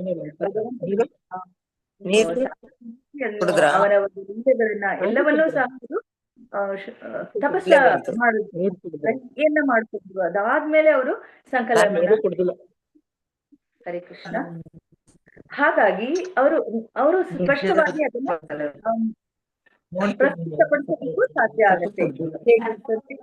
ಎಲ್ಲವೂ ಸಹ ಅವನ ಅಭಿವ್ಯಕ್ತಗಳು. ಹರೇ ಕೃಷ್ಣ. ಮ್ಯೂಟ್ ಮಾಡ್ಕೊಳ್ಳಿ. ಪಾಳ್ಯದಲ್ಲಿ ಒಬ್ರು ಡಾಕ್ಟರ್ ಇದ್ದಾರೆ, ರಾಜು ಏನೋ ಇದ್ರಲ್ಲಿ ತೋರ್ಸಿದ್ರು, ಸಾಗರ್ ಕ್ಲಿನಿಕ್. ಹಾಗಾಗಿ ಗೌರಮ್ಮ ಮಾತಾಜಿ ಮ್ಯೂಟ್ ಮಾಡ್ಕೊಳ್ಳಿ.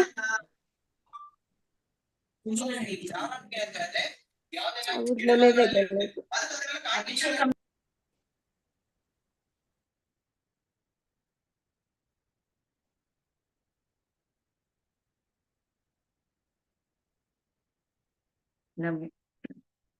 ಏನಾಗತ್ತೆ, ನಾವೊಂದು ಇದ್ರಲ್ಲಿ ಹೇಳ್ತಾ ಇರ್ತೀವಿ, ಅದ್ರದ್ದು ಒಂದು ಇದೇ ಹೊಟ್ಟೋಗ್ಬಿಡತ್ತೆ, ಟ್ರ್ಯಾಕ್ ಹೊಟ್ಟೋಗ್ಬಿಡತ್ತೆ.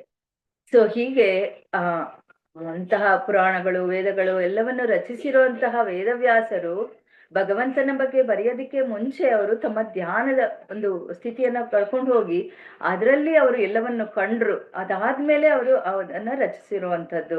ಸೊ ಹಾಗಾಗಿ ಭಗವಂತನ ಬಗ್ಗೆ ತಿಳಿದು ಅವರು ಬರೆದಂತಹ ಈ ಒಂದು ವೇದಾಂತ ಸೂತ್ರಗಳೇನಿದೆ ಅದು ಪರಿಪೂರ್ಣವಾಗಿರುವಂತದ್ದು.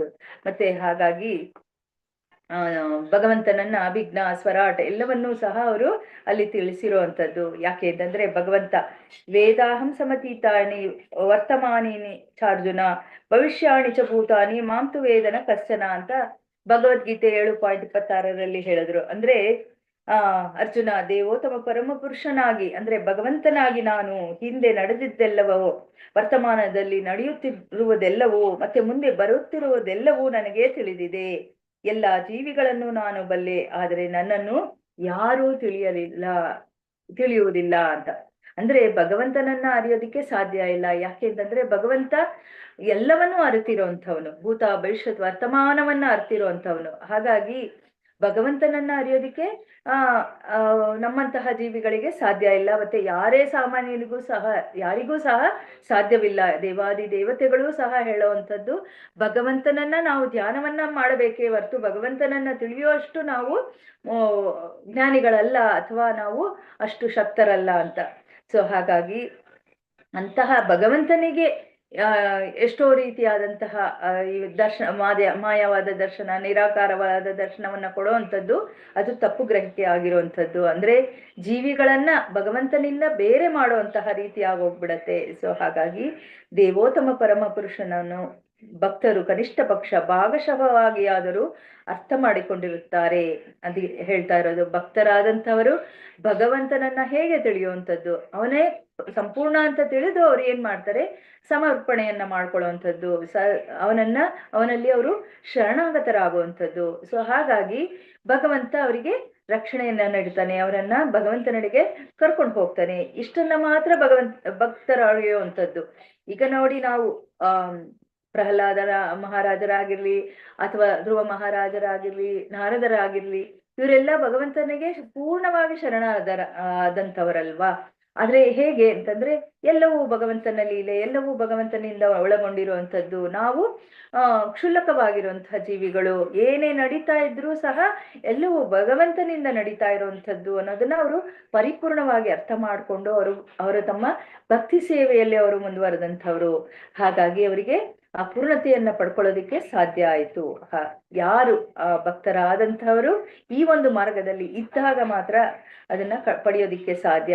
ಅದನ್ನ ಬಿಟ್ಟು ಎಲ್ಲ ಮಾಯವಾದ ದರ್ಶನವಾಗ್ಲಿ ಅಥವಾ ನಿರಾಕಾರವಾದ ದರ್ಶನವಾಗ್ಲಿ ಇದನ್ನೆಲ್ಲ ವಿಶ್ಲೇಷಣೆಗಳನ್ನ ಮಾಡ್ತಾ ಇದ್ದಾಗ ಏನಾಗತ್ತೆ, ಪೂರ್ಣತೆಯನ್ನ ಪಡ್ಕೊಳ್ಳೋದಿಕ್ಕೆ ಸಾಧ್ಯ ಆಗಲ್ಲ. ಹಾಗಾಗಿ ಭಕ್ತರಾದಂಥವರು ಅಟ್ಲೀಸ್ಟ್ ಸ್ವಲ್ಪವಾದ್ರೂ ಅರ್ಥ ಮಾಡ್ಕೊಂಡಿರ್ತಾರೆ. ಪೂರ್ಣವಾಗಿ ಇಲ್ಲದೆ ಇದ್ರು ಪೂರ್ಣವಾಗಿ ಅರ್ಥ ಮಾಡ್ಕೊಳ್ಳೋದಿಕ್ಕೆ ಸಾಧ್ಯ ಇಲ್ಲ ಅಂತ ಭಗವಂತನೇ ತಿಳಿಸ್ಕೊಟ್ಬಿಟ್ಟಿದ್ದಾರೆ ಭಗವದ್ಗೀತೆಯಲ್ಲಿ. ಭಕ್ತಿಯನ್ನಷ್ಟೇ ನಾವು ಮಾಡ್ಬೇಕಾಗತ್ತೆ. ಅದನ್ನ ಮಾಡ್ತಾ ಭಗವಂತನನ್ನ ಪಡೆಯೋದಿಕ್ಕೆ ಇದು ಸಾಧ್ಯವಾಗತ್ತೆ. ಪರಮ ಸತ್ಯನನ್ನು ಅರ್ಥ ಮಾಡಿಕೊಳ್ಳಲು ಅನಗತ್ಯವಾಗಿ ಜಿಜ್ಞಾಸೆ ಮಾಡುವ ಮಾಯವಾದಿ ತತ್ವಜ್ಞಾನಿಗಳು ಕೇವಲ ತಮ್ಮ ಸಮಯವನ್ನು ವ್ಯರ್ಥ ಮಾಡುತ್ತಾರೆ. ಸೊ ಇಷ್ಟೆಲ್ಲ ಮಾಯವಾದವಾದಂತಹ ವಿಶ್ಲೇಷಣೆಗಳನ್ನ ಮಾಡ್ತಾ ಏನಾಗತ್ತೆ, ಪೂರ್ಣತೆಯನ್ನ ಪಡ್ಕೊಳ್ಳೋದಿಕ್ಕೆ ಸಾಧ್ಯ ಆಗಲ್ಲ. ಏನಾಗತ್ತೆ, ಸಮಯೇವ ಹಿ ಕೇವಲಂ ಅಂತ, ಸಮಯವು ವ್ಯರ್ಥವಾಗತ್ತೆ ಅವರಿಗೆ. ಅಂತಹ ಒಂದು ಅನುವಾದವನ್ನ ಅಥವಾ ಅನುಮೋದನೆಯನ್ನ ಮಾಡುವಂಥದ್ದು ಸಹ ಸಮಯದ ಹಾಳಾಗತ್ತೆ. ಅದರ ಬಗ್ಗೆ ತಿಳಿವಳಿಕೆಯನ್ನ ಪಡೆದುಕೊಳ್ಳೋದು ಸಹ ಸಮಯದ ಹಾಳಾಗತ್ತೆ. ಹಾಗಾಗಿ ಮುಖ್ಯವಾದಂತಹ ಭಗವಂತನಿಂದಲೇ ಬಂದಂತಹ ಭಗವದ್ಗೀತೆ, ಭಾಗವತದಂತಹ ಗ್ರಂಥಗಳೇನಿದೆ ಅದರಲ್ಲಿ ಏನು ಸೂಚಿತವಾಗಿದೆ ಅದನ್ನ ಯಾರು ಅಳವಡಿಸ್ಕೊಳ್ತಾರೋ ಅಂಥವರಿಗೆ ಆ ಒಂದು ಭಕ್ತಿಯ ಮಾರ್ಗ ಸೋರಿಯೋದಿಕ್ಕೆ ಸಾಧ್ಯ ಆಗತ್ತೆ. ಹರೇ ಕೃಷ್ಣ. ಪಾಂಚಾಕಲ್ಪತರುಭ್ಯಶ್ಚ ಕೃಪಾ ಸಿಂಧುಭ್ಯ ಏವ ಚ ಪತಿತಾನಾಂ ಪಾವನೇಭ್ಯೋ ವೈಷ್ಣವೇಭ್ಯೋ ನಮೋ ನಮಃ. ಹರೇ ಕೃಷ್ಣ ಕೃಷ್ಣ ಕೃಷ್ಣ ಹರೇ ಹರೇ, ಹರೇ ರಾಮ ರಾಮ ರಾಮ ಹರೇ ಹರೇ. ಹರೇ ಕೃಷ್ಣ. ಎಲ್ಲರಿಗೂ ಧನ್ಯವಾದಗಳು. ನೋಡಿ, ಯಾರಾದ್ರೂ ಏನಾದ್ರೂ ಹೇಳೋದಿಕ್ಕೆ ಬಯಸಿದ್ರೆ ಹೇಳ್ಬಹುದು. ಯಾಕೆ ಅಂತಂದ್ರೆ ಇದೆಲ್ಲ ತುಂಬಾ ಹೈ ಸ್ಟ್ಯಾಂಡರ್ಡ್.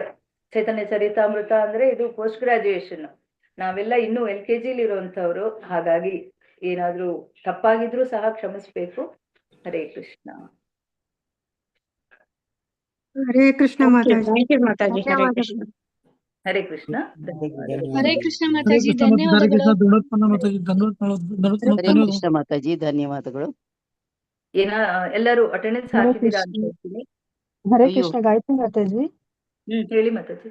ಮಾತಾಜಿ, ಇಲ್ಲಿ ಬ್ರಹ್ಮಪುತ್ರ ಪ್ರತಿಷ್ಠಾ ಅಂತ ಇದೆಯಲ್ಲ ಮಾತಾಜಿ, ಅದಾದ್ಮೇಲೆ ಇದರಲ್ಲಿ ಬ್ರಹ್ಮನ್ನೇ ಸಮಸ್ತ ಮೂಲ ಎಂಬುದಕ್ಕೆ ಸಾಕ್ಷ್ಯ ದೊರೆಯುತ್ತದೆ ಅಂತ ಇದೆಯಲ್ಲ, ಇಲ್ಲಿ ಬ್ರಹ್ಮ ಅಂದ್ರೆ ನನ್ಗೆ ಅನ್ಸಿದ ಪ್ರಕಾರ ಇದು ಬ್ರಹ್ಮನ್ ಪರಮಾತ್ಮ ಭಗವಾನ್ ಅಂತೀವಲ್ಲ ಮಾತಾಜಿ, ಅದುರ್ದು ಅಂತ ನನಗೆಲ್ಲ ಅರ್ಥ ಆಗ್ತದೆ ಮಾತಾಜಿ. ಓಕೆ, ಹೌದು ಮಾತಾಜಿ.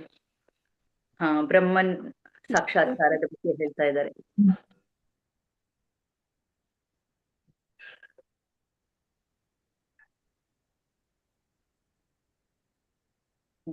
ಹರೇ ಕೃಷ್ಣ ಮಾತಾಜಿ. ಥ್ಯಾಂಕ್ ಯು ಮಾತಾಜಿ. ಹರೇ ಕೃಷ್ಣ. ಥ್ಯಾಂಕ್ ಯು ಮಾತಾಜಿ. ಇನ್ಯಾರಾದ್ರೂ ಏನಾದ್ರೂ ಹೇಳಕ್ ಬಯಸ್ತೀರಾ? ಬರ್ತೀನಿ.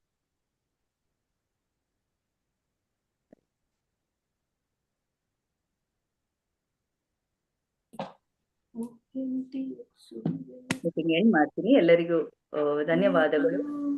ಹರೇ ಕೃಷ್ಣ, ಧನ್ಯವಾದ.